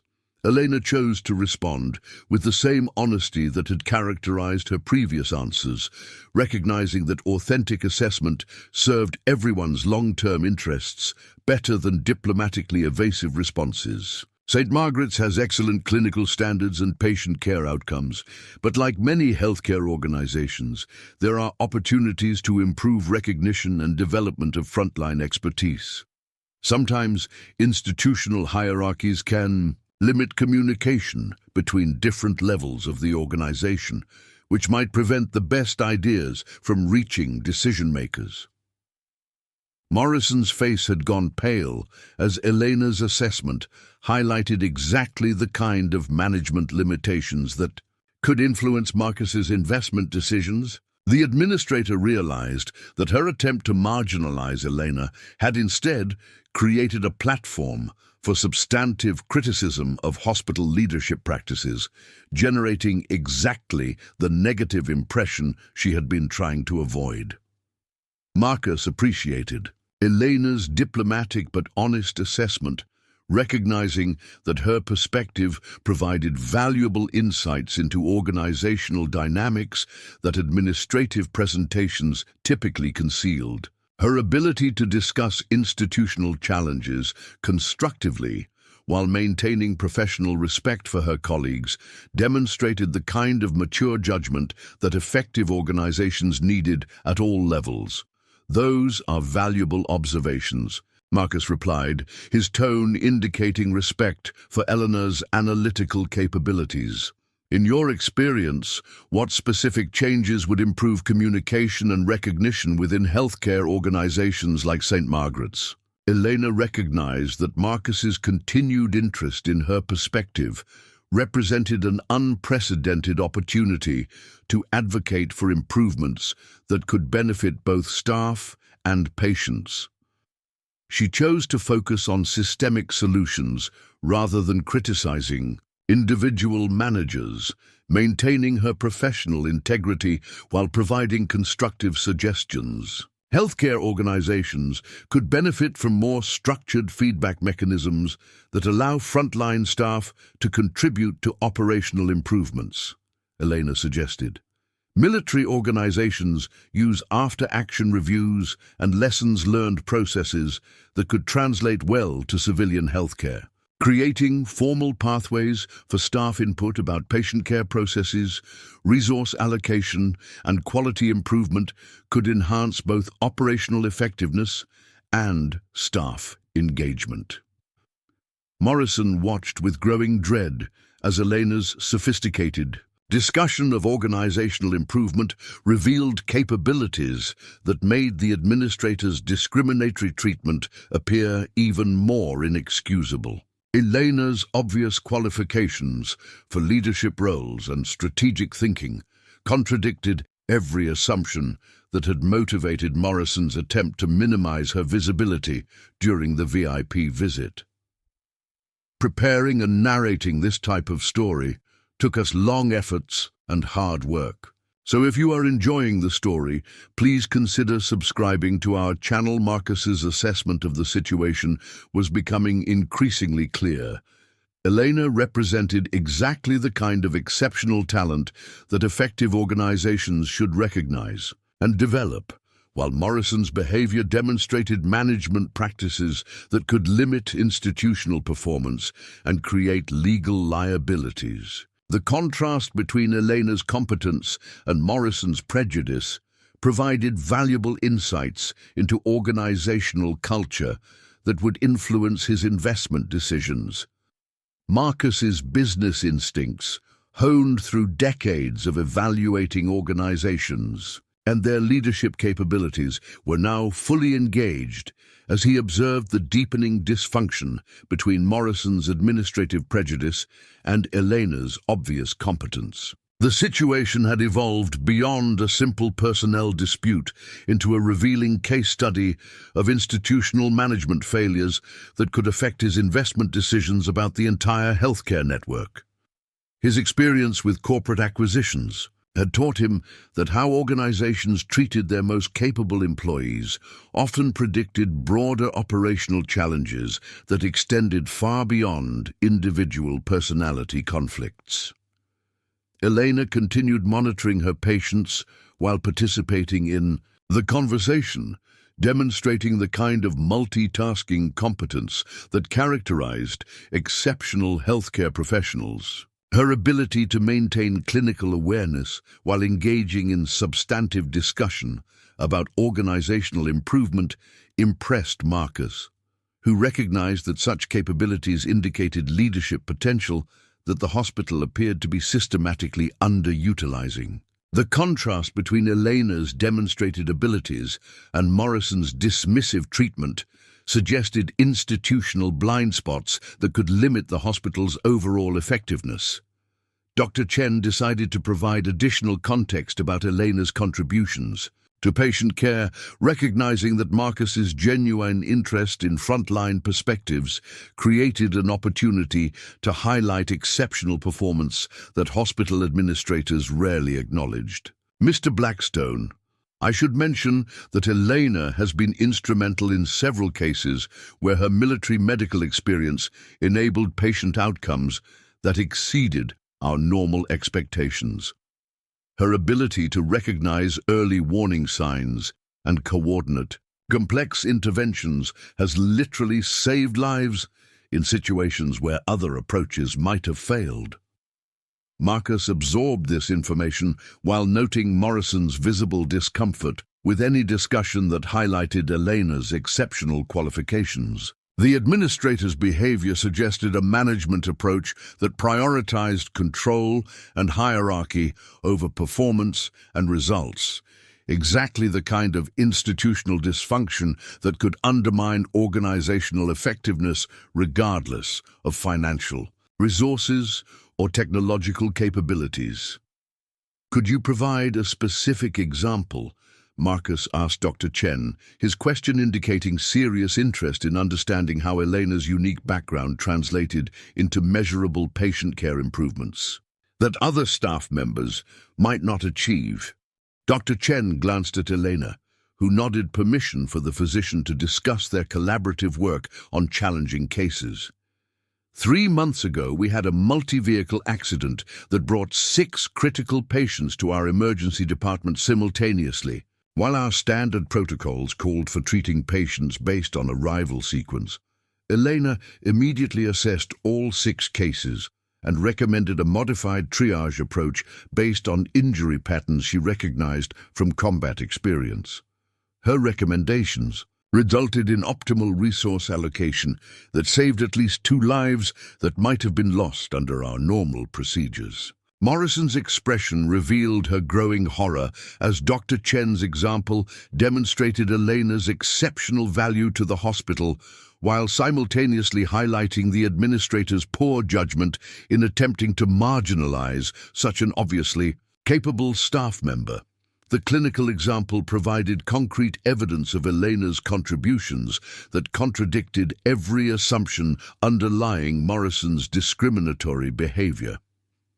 Marcus found Dr. Chen's example compelling evidence of the kind of operational excellence that distinguished premier healthcare institutions from merely adequate ones. Elena's ability to improve standard procedures through innovative application of specialized experience represented exactly the kind of talent that effective organizations should recognize, develop, and promote rather than attempting to hide. During VIP visits, Elena, Marcus said, his tone conveying genuine respect for her capabilities, Dr. Chen's example suggests that your military experience provides perspectives that could improve standard healthcare protocols more broadly. Have you had opportunities to share those insights with other staff members or incorporate them into institutional training programs? The question created another moment of tension as it implicitly challenged the hospital's approach to professional development and knowledge sharing. Elena recognized that her answer could affect institutional relationships while also providing Marcus with important information about organizational culture and management effectiveness.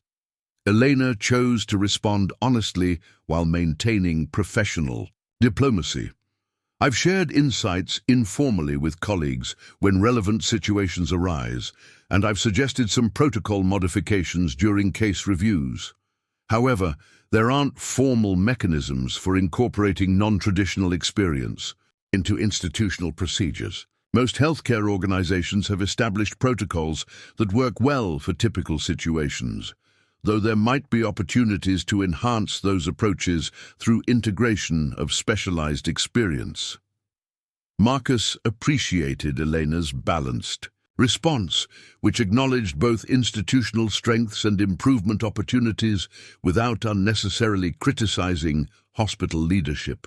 Her diplomatic honesty demonstrated the kind of mature judgment that effective organizations needed at all levels, while her substantive suggestions indicated strategic thinking capabilities that could benefit any healthcare institution. Morrison's panic intensified as Elena's continued demonstration of competence and professionalism made the administrator's discriminatory treatment appear increasingly inexcusable. The situation had evolved from a simple personnel management issue into a public exposure of institutional biases that could affect the hospital's reputation and Marcus's assessment of their organizational capabilities. "Elena," Morrison interrupted, her voice revealing barely controlled desperation, "I think we've taken enough of Mr. Blackstone's time with detailed operational discussions. Perhaps we should continue the facility tour and allow our nursing supervisor to provide more comprehensive information about departmental protocols and performance metrics."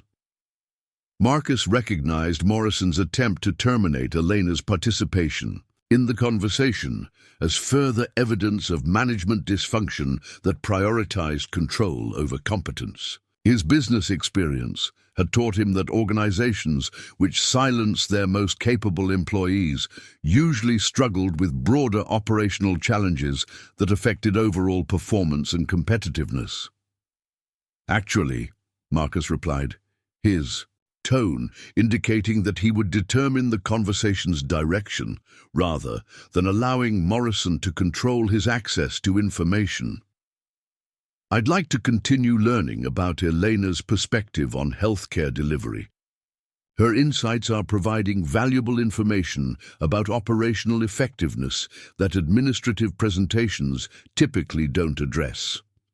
Morrison's face flushed with renewed alarm as Marcus explicitly rejected her attempt to limit Elena's participation in the discussion. The administrator realized that her efforts to marginalize Elena had instead elevated the nurse's visibility while simultaneously exposing institutional biases that could damage the hospital's relationship with this important potential investor.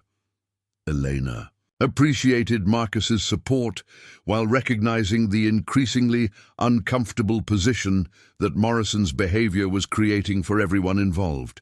Her military experience had taught her to focus on mission objectives rather than personal conflicts, and she chose to redirect the conversation towards substantive healthcare topics that could benefit Marcus's evaluation while avoiding further confrontation with hospital administration. "Mr. Blackstone," Elena said, "if you're interested in understanding St. Margaret's operational capabilities, you might want to observe our patient monitoring systems and emergency response protocols. The ICU provides good examples of how technology, integration and staff coordination can optimize patient outcomes while maintaining efficiency standards." Marcus recognized Elena's diplomatic attempt to redirect attention toward institutional strengths rather than administrative dysfunction, appreciating her professional maturity while noting that her conflict resolution skills indicated additional leadership capabilities that the hospital was failing to utilize effectively. "That's an excellent suggestion," Marcus agreed, moving toward the patient monitoring station where Elena could demonstrate the hospital's technological capabilities while discussing clinical procedures from her unique perspective as both a military veteran and an experienced civilian nurse. Elena began explaining the monitoring systems with the same competence she had demonstrated throughout their conversation, describing how real-time data collection enabled rapid response to patient condition changes while supporting evidence-based treatment decisions. Her explanation combined technical accuracy with strategic insight, demonstrating her understanding of both clinical requirements and operational efficiency considerations. Marcus listened intently to Elena's explanation while observing how other staff members responded to her presence and expertise. Several nurses and physicians approached the group, drawn by curiosity about the VIP visit, but also clearly seeking Elena's input on various patient care questions that had arisen during the afternoon. Their behavior indicated that Elena functioned as an informal leader whose expertise was regularly sought by colleagues, despite her lack of official leadership recognition. Morrison watched with growing dread as Elena's demonstration of clinical competence and collegial respect continued to contradict every assumption that had motivated the administrator's discriminatory behavior. The situation had evolved from a simple personnel issue into a comprehensive exposure of institutional management failures that could affect Marcus's investment decisions about the entire healthcare network. Dr. Whitmore recognized that Elena's exceptional performance during the VIP visit was creating opportunities to showcase the hospital's human resource capabilities, while simultaneously highlighting areas where institutional improvements could enhance overall effectiveness. The Chief of Staff decided to support Elena's contribution while addressing some of Morrison's concerns about administrative protocol. "Mr. Blackstone," Dr. Whitmore said. Elena's background and capabilities represent the kind of exceptional talent that distinguishes St. Margaret's from other healthcare institutions. Her military experience, combined with her civilian nursing expertise, provides perspectives that enhance our ability to deliver superior patient care while maintaining operational efficiency. Marcus appreciated Dr. Whitmore's endorsement of Elena, while noting the implicit criticism of Morrison's treatment of such obviously valuable personnel. The Chief of Staff's support for Elena indicated that her capabilities were recognized by medical leadership, even if administrative personnel failed to appreciate her contributions to institutional effectiveness. Dr. Chen glanced at Elena, who nodded permission for the physician to discuss their collaborative work on challenging cases. 3 months ago, we had a multi-vehicle accident that brought 6 critical patients to our emergency department simultaneously. While our standard protocols called for treating patients based on arrival sequence, Elena immediately assessed all 6 cases and recommended a modified triage approach based on injury patterns she recognized from combat experience. Her recommendations resulted in optimal resource allocation that saved at least 2 lives that might have been lost under our normal procedures. Morrison's expression revealed her growing horror as Dr. Chen's example demonstrated Elena's exceptional value to the hospital, while simultaneously highlighting the administrator's poor judgment in attempting to marginalize such an obviously capable staff member. The clinical example provided concrete evidence of Elena's contributions that contradicted every assumption underlying Morrison's discriminatory behavior. Marcus found Dr. Chen's example compelling evidence of the kind of operational excellence that distinguished premier healthcare institutions from merely adequate ones. Elena's ability to improve standard procedures through innovative application of specialized experience represented exactly the kind of talent that effective organizations should recognize, develop, and promote rather than attempting to hide. During VIP visits, Elena, Marcus said, his tone conveying genuine respect for her capabilities, Dr. Chen's example suggests that your military experience provides perspectives that could improve standard healthcare protocols more broadly. Have you had opportunities to share those insights with other staff members or incorporate them into institutional training programs? The question created another moment of tension as it implicitly challenged the hospital's approach to professional development and knowledge sharing. Elena recognized that her answer could affect institutional relationships while also providing Marcus with important information about organizational culture and management effectiveness.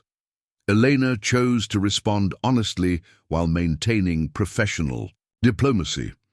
I've shared insights informally with colleagues when relevant situations arise, and I've suggested some protocol modifications during case reviews. However, there aren't formal mechanisms for incorporating non-traditional experience into institutional procedures. Most healthcare organizations have established protocols that work well for typical situations, though there might be opportunities to enhance those approaches through integration of specialized experience. Marcus appreciated Elena's balanced response, which acknowledged both institutional strengths and improvement opportunities without unnecessarily criticizing hospital leadership. Her diplomatic honesty demonstrated the kind of mature judgment that effective organizations needed at all levels, while her substantive suggestions indicated strategic thinking capabilities that could benefit any healthcare institution. Morrison's panic intensified as Elena's continued demonstration of competence and professionalism made the administrator's discriminatory treatment appear increasingly inexcusable. The situation had evolved from a simple personnel management issue into a public exposure of institutional biases that could affect the hospital's reputation and Marcus's assessment of their organizational capabilities. Elena, Morrison interrupted, her voice revealing barely controlled desperation. "I think we've taken enough of Mr. Blackstone's time with detailed operational discussions. Perhaps we should continue the facility tour and allow our nursing supervisor to provide more comprehensive information about departmental protocols and performance metrics." Marcus recognized Morrison's attempt to terminate Elena's participation in the conversation as further evidence of management dysfunction that prioritized control over competence. His business experience had taught him that organizations which silenced their most capable employees usually struggled with broader operational challenges that affected overall performance and competitiveness. "Actually," Marcus replied, his tone indicating that he would determine the conversation's direction rather than allowing Morrison to control his access to information. "I'd like to continue learning about Elena's perspective on healthcare delivery. Her insights are providing valuable information about operational effectiveness that administrative presentations typically don't address." Morrison's face flushed with renewed alarm as Marcus explicitly rejected her attempt to limit Elena's participation in the discussion. The administrator realized that her efforts to marginalize Elena had instead elevated the nurse's visibility while simultaneously exposing institutional biases that could damage the hospital's relationship with this important potential investor. Elena appreciated Marcus's support while recognizing the increasingly uncomfortable position that Morrison's behavior was creating for everyone involved. Her military experience had taught her to focus on mission objectives rather than personal conflicts, and she chose to redirect the conversation towards substantive healthcare topics that could benefit Marcus's evaluation while avoiding further confrontation with hospital administration. "Mr. Blackstone," Elena said, "if you're interested in understanding St. Margaret's operational capabilities, you might want to observe our patient monitoring systems and emergency response protocols. The ICU provides good examples of how technology, integration and staff coordination can optimize patient outcomes while maintaining efficiency standards." Marcus recognized Elena's diplomatic attempt to redirect attention toward institutional strengths rather than administrative dysfunction, appreciating her professional maturity while noting that her conflict resolution skills indicated additional leadership capabilities that the hospital was failing to utilize effectively. "That's an excellent suggestion," Marcus agreed, moving toward the patient monitoring station where Elena could demonstrate the hospital's technological capabilities while discussing clinical procedures from her unique perspective as both a military veteran and an experienced civilian nurse. Elena began explaining the monitoring systems with the same competence she had demonstrated throughout their conversation, describing how real-time data collection enabled rapid response to patient condition changes while supporting evidence-based treatment decisions. Her explanation combined technical accuracy with strategic insight, demonstrating her understanding of both clinical requirements and operational efficiency considerations. Marcus listened intently to Elena's explanation while observing how other staff members responded to her presence and expertise. Several nurses and physicians approached the group, drawn by curiosity about the VIP visit, but also clearly seeking Elena's input on various patient care questions that had arisen during the afternoon. Their behavior indicated that Elena functioned as an informal leader whose expertise was regularly sought by colleagues, despite her lack of official leadership recognition. Morrison watched with growing dread as Elena's demonstration of clinical competence and collegial respect continued to contradict every assumption that had motivated the administrator's discriminatory behavior. The situation had evolved from a simple personnel issue into a comprehensive exposure of institutional management failures that could affect Marcus's investment decisions about the entire healthcare network. Dr. Whitmore recognized that Elena's exceptional performance during the VIP visit was creating opportunities to showcase the hospital's human resource capabilities, while simultaneously highlighting areas where institutional improvements could enhance overall effectiveness. The Chief of Staff decided to support Elena's contribution while addressing some of Morrison's concerns about administrative protocol. "Mr. Blackstone," Dr. Whitmore said, "Elena's background and capabilities represent the kind of exceptional talent that distinguishes St. Margaret's from other healthcare institutions. Her military experience, combined with her civilian nursing expertise, provides perspectives that enhance our ability to deliver superior patient care while maintaining operational efficiency." Marcus appreciated Dr. Whitmore's endorsement of Elena, while noting the implicit criticism of Morrison's treatment of such obviously valuable personnel. The Chief of Staff's support for Elena indicated that her capabilities were recognized by medical leadership, even if administrative personnel failed to appreciate her contributions to institutional effectiveness. "Dr. Whitmore," Marcus replied, "Elena's expertise is obviously valuable to your organization. I'm curious about how St. Margaret's plans to develop and utilize such exceptional talent for broader institutional improvement and strategic advancement." The question created a moment of silence as everyone present recognized its implications for both Elena's career development and the hospital's approach to talent management.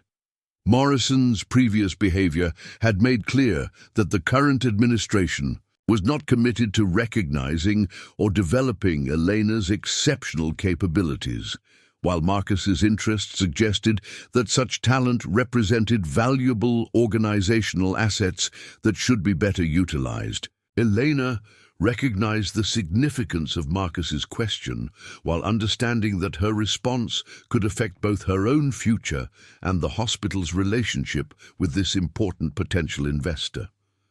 She chose to focus on institutional possibilities rather than personal advancement, maintaining her professional integrity while advocating for improvements that could benefit both staff and patients. "Mr. Blackstone," Elena said, "healthcare organizations have tremendous opportunities to improve both patient outcomes and operational effectiveness by better utilizing the diverse expertise that staff members bring from different backgrounds and experiences. Creating formal pathways for knowledge sharing, professional development, and leadership advancement could enhance any institution's capabilities while supporting individual career growth." Marcus found Elena's response characteristically thoughtful and diplomatically constructive, demonstrating her ability to discuss institutional improvement without unnecessarily criticizing current management practices. Her strategic thinking capabilities and mature judgment continued to impress him, reinforcing his assessment that the hospital was systematically underutilizing exceptional talent that could contribute significantly to organizational success. Morrison's growing desperation led her to make one final attempt to regain control of the situation that had so thoroughly undermined her authority and exposed her discriminatory management practices. "Mr. Blackstone, while Elena is certainly competent, I believe our nursing supervisor could provide more comprehensive information about departmental protocols, performance metrics, and strategic initiatives that might be more relevant to your evaluation of our institutional capabilities." Marcus's response revealed his complete rejection of Morrison's continued attempts to marginalize Elena while highlighting his assessment of the administrator's management competence. "Morrison, I've found Elena's perspectives extremely valuable for understanding your operational effectiveness and organizational culture. Her insights have provided information that administrative presentations typically don't address, and I'd like to continue learning from her expertise."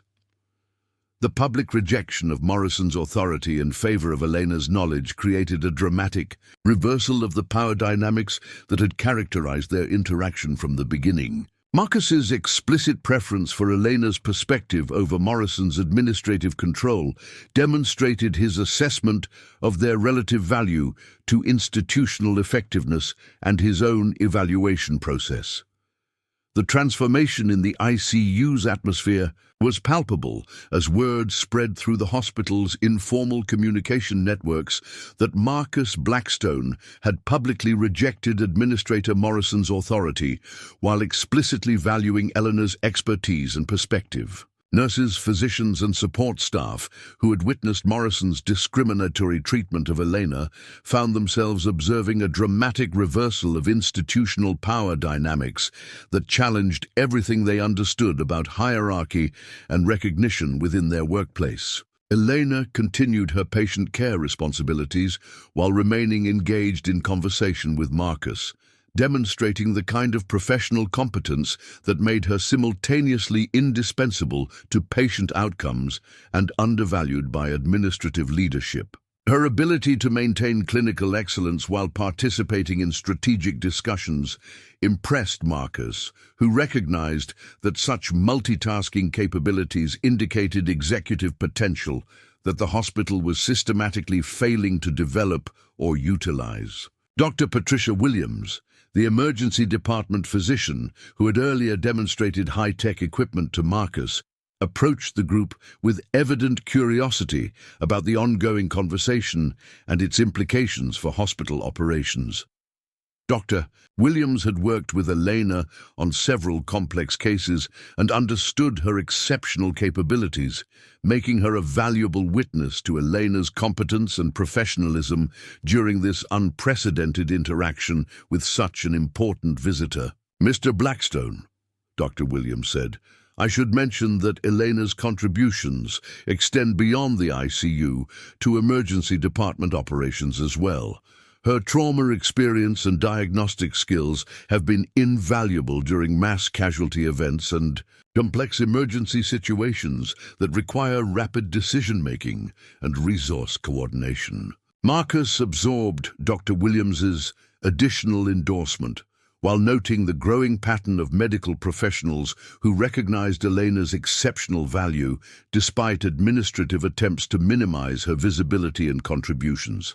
The contrast between medical staff appreciation and administrative dismissal suggested institutional dysfunction that could affect the hospital's overall operational effectiveness and strategic development potential.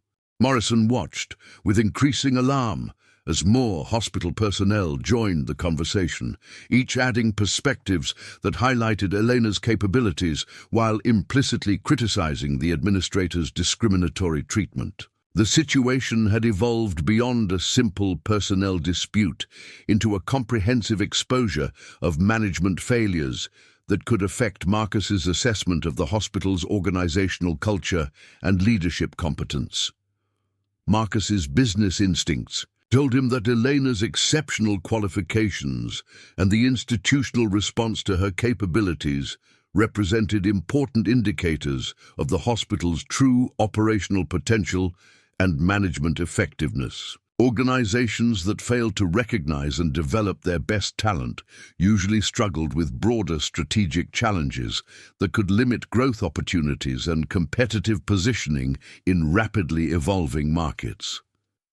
"Elena," Marcus said, his tone indicating serious consideration of her strategic potential, "your military experience, combined with your civilian healthcare expertise, suggests capabilities that could enhance institutional performance beyond direct patient care.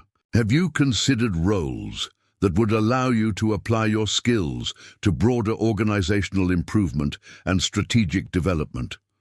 The question created a moment of profound significance as everyone present recognized its implications for Elena's career trajectory and the hospital's approach to talent development. Marcus's inquiry suggested possibilities that Elena had never seriously considered, while also highlighting institutional limitations that had prevented such opportunities from emerging through normal organizational channels. Elena recognized the unprecedented nature of Marcus's question, while understanding that her response could affect both her own future and the hospital's relationship with this influential potential investor. She chose to address the inquiry honestly while maintaining focus on institutional service rather than personal advancement. "Mr. Blackstone," Elena replied thoughtfully, "my primary focus has always been direct patient care.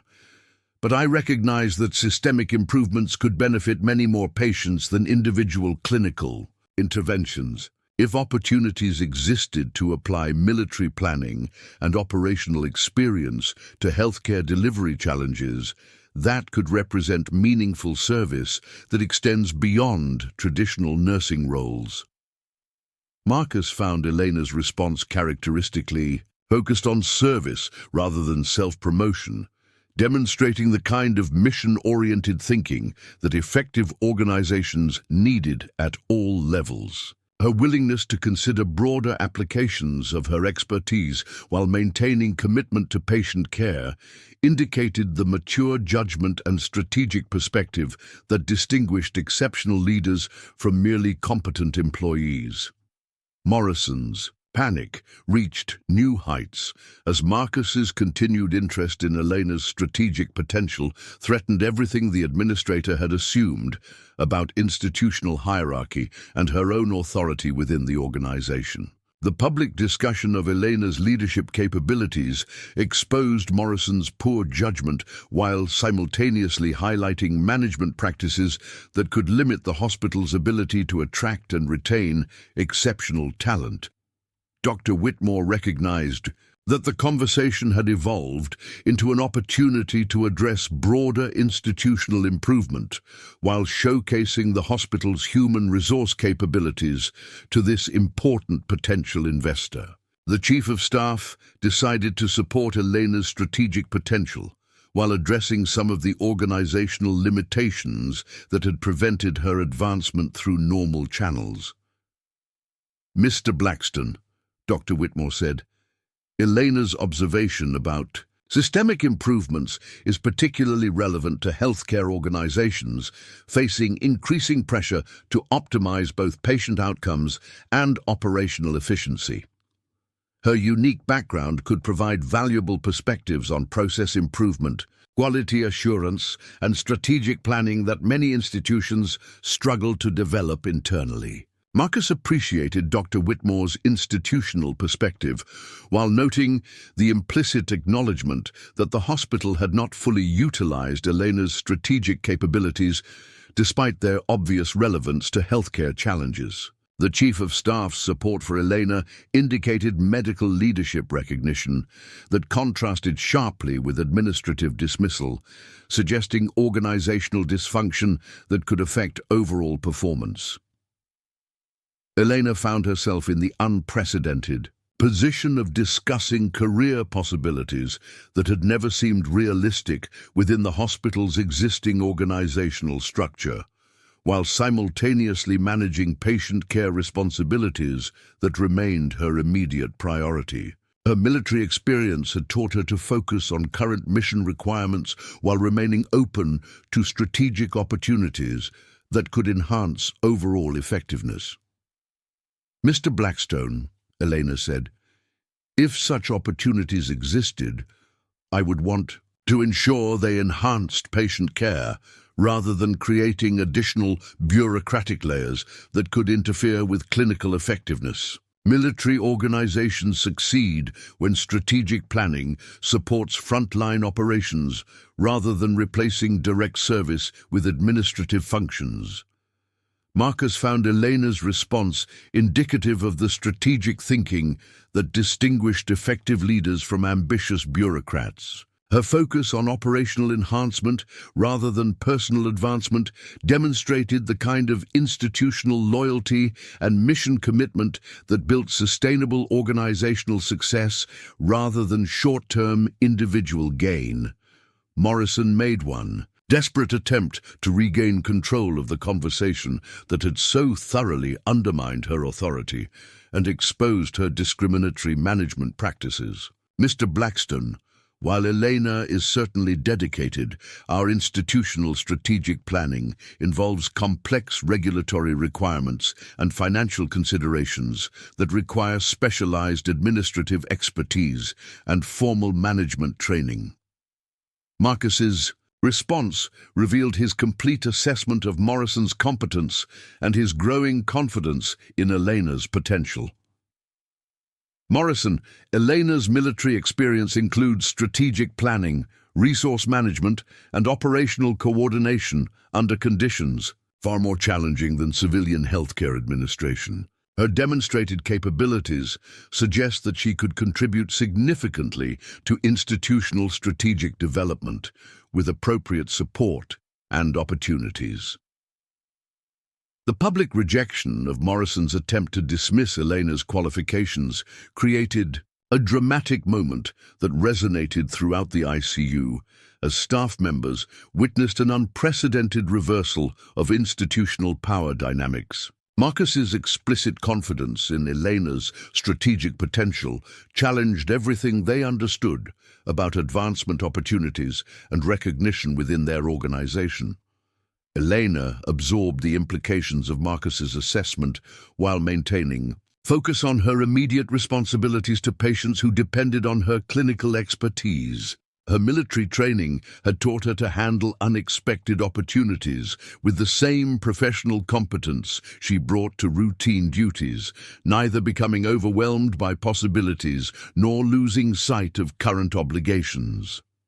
Jonathan Pierce, Marcus's executive assistant, had been observing the interaction with growing interest in its implications for potential strategic initiatives that could enhance healthcare operations across the entire Blackstone Industries portfolio.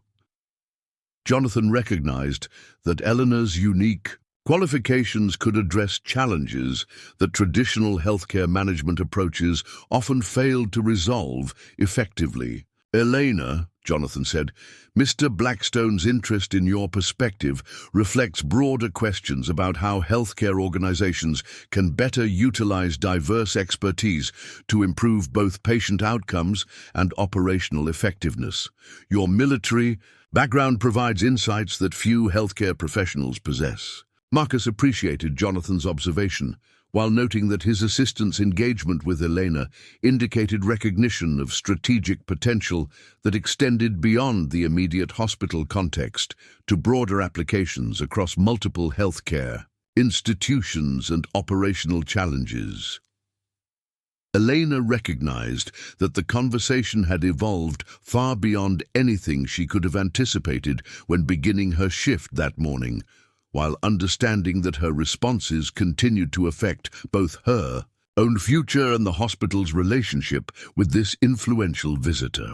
She chose to maintain focus on substantive contributions rather than personal opportunities. Mr. Pierce, Elena replied, healthcare organizations face many of the same challenges as military operations: resource constraints, life and death, decision-making, coordination across multiple specialties, and performance under pressure. Military experience provides perspectives on systems, thinking, quality assurance, and operational efficiency that could enhance civilian healthcare delivery. Marcus found Elena's systematic analysis of healthcare challenges impressive evidence of strategic thinking capabilities that the hospital had systematically underutilized, despite their obvious relevance to institutional improvement and competitive positioning. Her ability to identify operational similarities across different domains indicated the kind of analytical skills that effective organizations needed for strategic development. Morrison's position had become increasingly untenable, as Elena's demonstrated capabilities continued to contradict every assumption underlying the administrator's discriminatory treatment.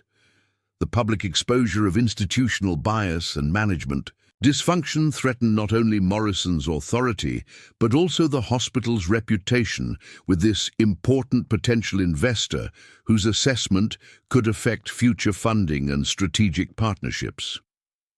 Dr. Chen decided to provide additional context, about Elena's impact on patient outcomes, recognizing that concrete examples of her exceptional performance could reinforce Marcus's assessment while highlighting institutional strengths that administrative presentations might not adequately address.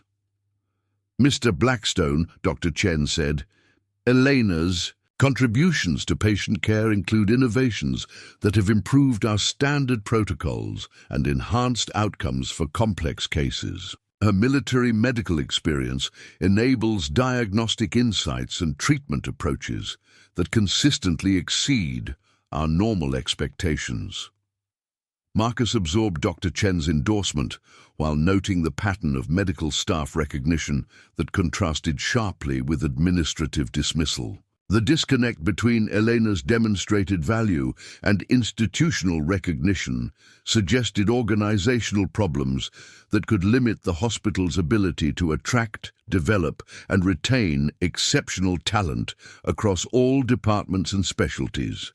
Elena appreciated the collegial support while recognizing that the conversation had created opportunities and challenges that would require careful navigation regardless of whatever immediate outcomes emerged from Marcus's visit.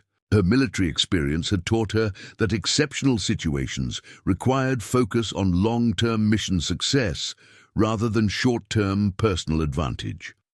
The gathering crowd of hospital staff, observing this unprecedented interaction, created an atmosphere of institutional transformation as employees witnessed power dynamics and recognition patterns that challenged their understanding of how advancement and appreciation functioned within their organization. Elena's emergence from invisibility to prominence demonstrated possibilities that many had never considered realistic within existing institutional structures. Marcus's assessment of the situation had crystallized into recognition that Elena represented exactly the kind of exceptional talent that effective organizations should identify, develop, and promote to enhance overall institutional capabilities and competitive positioning. Her demonstrated competence, strategic thinking, and professional integrity indicated leadership potential that could benefit any healthcare organization committed to excellence and innovation. The silence that followed Marcus's public endorsement of Elena's capabilities stretched across the ICU like a held breath, as everyone present understood they were witnessing a moment that would fundamentally alter the dynamics of their workplace forever. Elena stood at the center of attention she had never sought, her hands steady on a patient chart, while her mind processed the unprecedented recognition of abilities she had long kept carefully concealed beneath professional humility. Marcus reached into his jacket pocket and withdrew a business card, an action that seemed simple but carried weight that everyone in the room immediately recognized. The embossed platinum lettering on heavy cardstock represented access to opportunities that few people ever encountered, connections to resources and influence that could transform careers and institutions alike. Elena, Marcus said, his voice carrying the authority of someone accustomed to making decisions that affected thousands of lives. I want you to call my office tomorrow morning. I have a proposition that I believe will interest you. One that could benefit not just your career, but healthcare delivery for many more patients than you could ever serve individually. Elena accepted the card with the same steady composure that characterized all her professional interactions, though internally she felt the seismic shift that this moment represented in her carefully ordered life. The weight of the cardstock seemed to contain possibilities she had never allowed herself to imagine, opportunities that could extend her service beyond the boundaries of traditional nursing roles. Morrison watched this exchange with the dawning realization that her discriminatory treatment of Elena had not only exposed her own biases, but had also cost the hospital a valuable employee whose departure could affect both patient care quality and institutional reputation. The administrator's face reflected the understanding that her management failures had created consequences extending far beyond personal embarrassment. "Mr. Blackstone," Elena said, her voice maintaining its characteristic calm despite the magnitude of what was occurring, "I appreciate your confidence in my abilities. Whatever opportunities you're considering, I want to ensure they align with my commitment to serving others rather than simply advancing my own interests." Marcus smiled at Elena's response, recognizing in her careful consideration the same integrity that had motivated her military service and civilian nursing career. Her focus on service rather than personal gain confirmed his assessment that she possessed the character necessary for the leadership responsibilities he was envisioning. "Elena," Marcus replied, "what I have in mind would allow you to serve many, more people than you could ever help as an individual nurse. I'm establishing a new division within Blackstone Industries focused on healthcare innovation and operational excellence. Your unique background, military medical experience combined with civilian healthcare expertise, makes you an ideal candidate to lead initiatives that could transform how medical institutions deliver care." The offer created another moment of stunned silence as everyone present absorbed the implications of Marcus's proposal. Elena was being offered not just a job, but the opportunity to shape healthcare delivery across an entire network of institutions, applying her expertise on a scale that could affect thousands of patients and hundreds of healthcare professionals. Dr. Whitmore stepped forward, recognizing that Elena's departure would represent a significant loss for St. Margaret's, while also understanding that such an opportunity could advance healthcare improvement goals that transcended any single institution. "Elena, this represents exactly the kind of leadership role that your qualifications have always suggested you could handle.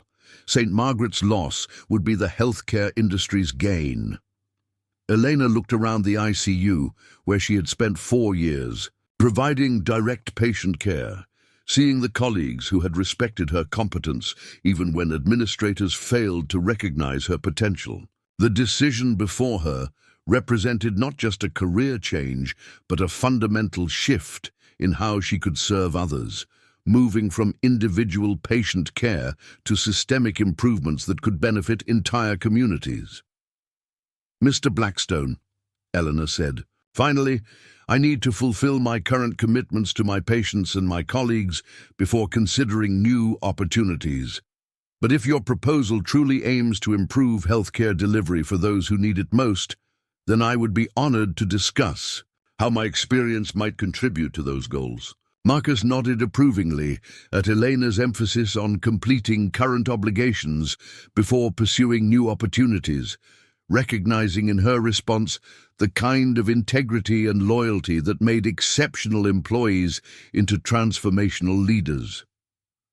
"Of course, take whatever time you need to transition your current responsibilities appropriately.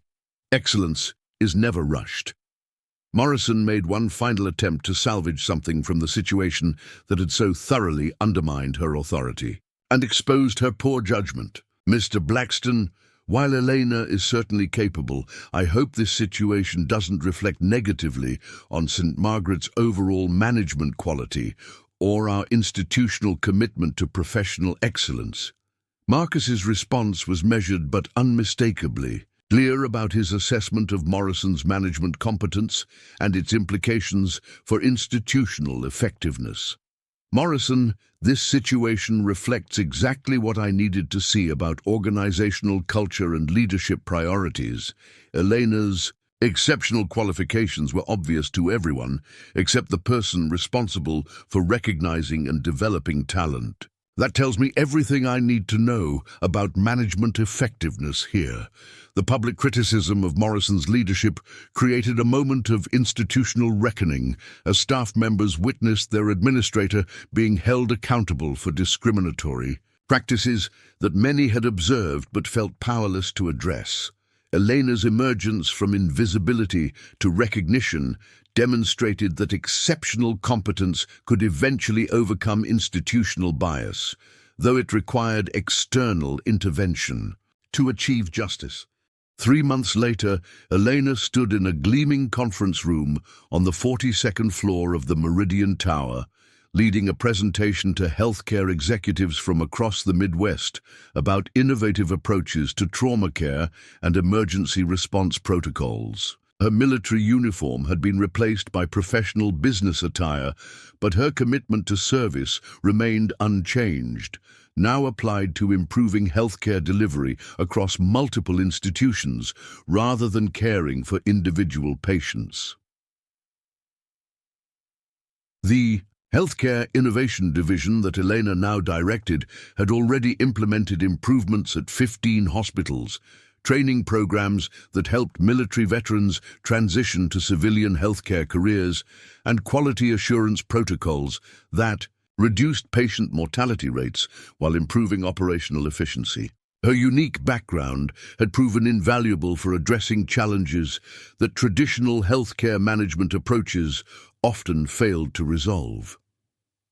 Marcus observed Elena's presentation from the back of the conference room, satisfied that his instincts about her potential had proven accurate. The transformation from overlooked ICU nurse to healthcare innovation leader demonstrated the possibilities that emerged when organizations learned to recognize and develop exceptional talent regardless of conventional hierarchies or social prejudices.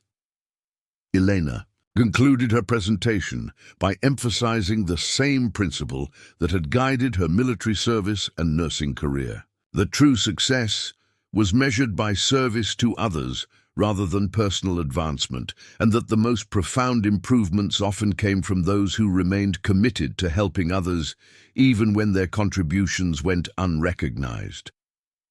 After the meeting, Elena returned to her office overlooking Lake Michigan, where she kept a photograph from her military service alongside her nursing credentials and the business card that Marcus had given her in St. Margaret's ICU. The image reminded her that service took many forms, but its essence remained constant: the commitment to use one's abilities to improve life for others, regardless of recognition or reward.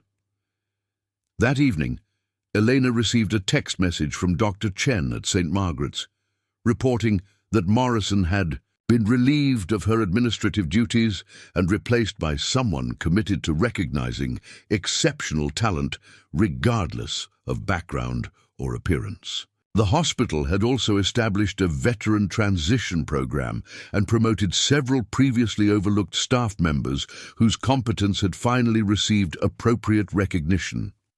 Elena smiled as she read the update, understanding that sometimes individual transformations could catalyze broader institutional changes that benefited many more people than the original situation might have suggested. Her journey from invisible nurse to healthcare innovation leader demonstrated that exceptional service eventually finds recognition, though it might require patience, integrity, and occasional external intervention to achieve justice. The lessons from Elena's story extend far beyond healthcare institutions to any organization where talent might be overlooked due to bias, hierarchy, or simple failure to look beyond surface appearances. In our daily lives, we encounter countless people whose worth exceeds what we initially perceive, whose capabilities could enrich our understanding if we took time to truly see them, rather than allowing assumptions to limit our recognition of their potential. Perhaps this story has reminded you of someone in your own life whose contributions you might have undervalued, or whose potential you failed to recognize because their service remained quiet and unassuming. The next time you encounter someone whose work seems invisible, whose background differs from your expectations, or whose competence operates without fanfare, consider that you might be meeting someone whose story could change your understanding of what excellence looks like when it chooses service over recognition. If Elena's journey has touched something in your heart, if it has challenged your assumptions about worth and recognition, or if it has inspired you to look more carefully at the quiet heroes moving through your own world, please consider joining our community by subscribing to this channel. Here we celebrate stories that reveal the extraordinary within the seemingly ordinary, that honor those who serve without seeking recognition, and that remind us that true worth is measured by what we give rather than what we receive. Remember, every day you have the opportunity to be like Marcus, to recognize exceptional talent where others see only routine service, to question institutional biases that might obscure genuine worth, and to use whatever influence you possess to ensure that competence and character receive the recognition they deserve. Thank you for allowing Elena's story into your life, and until our next tale, may you both see and be seen for who you truly are.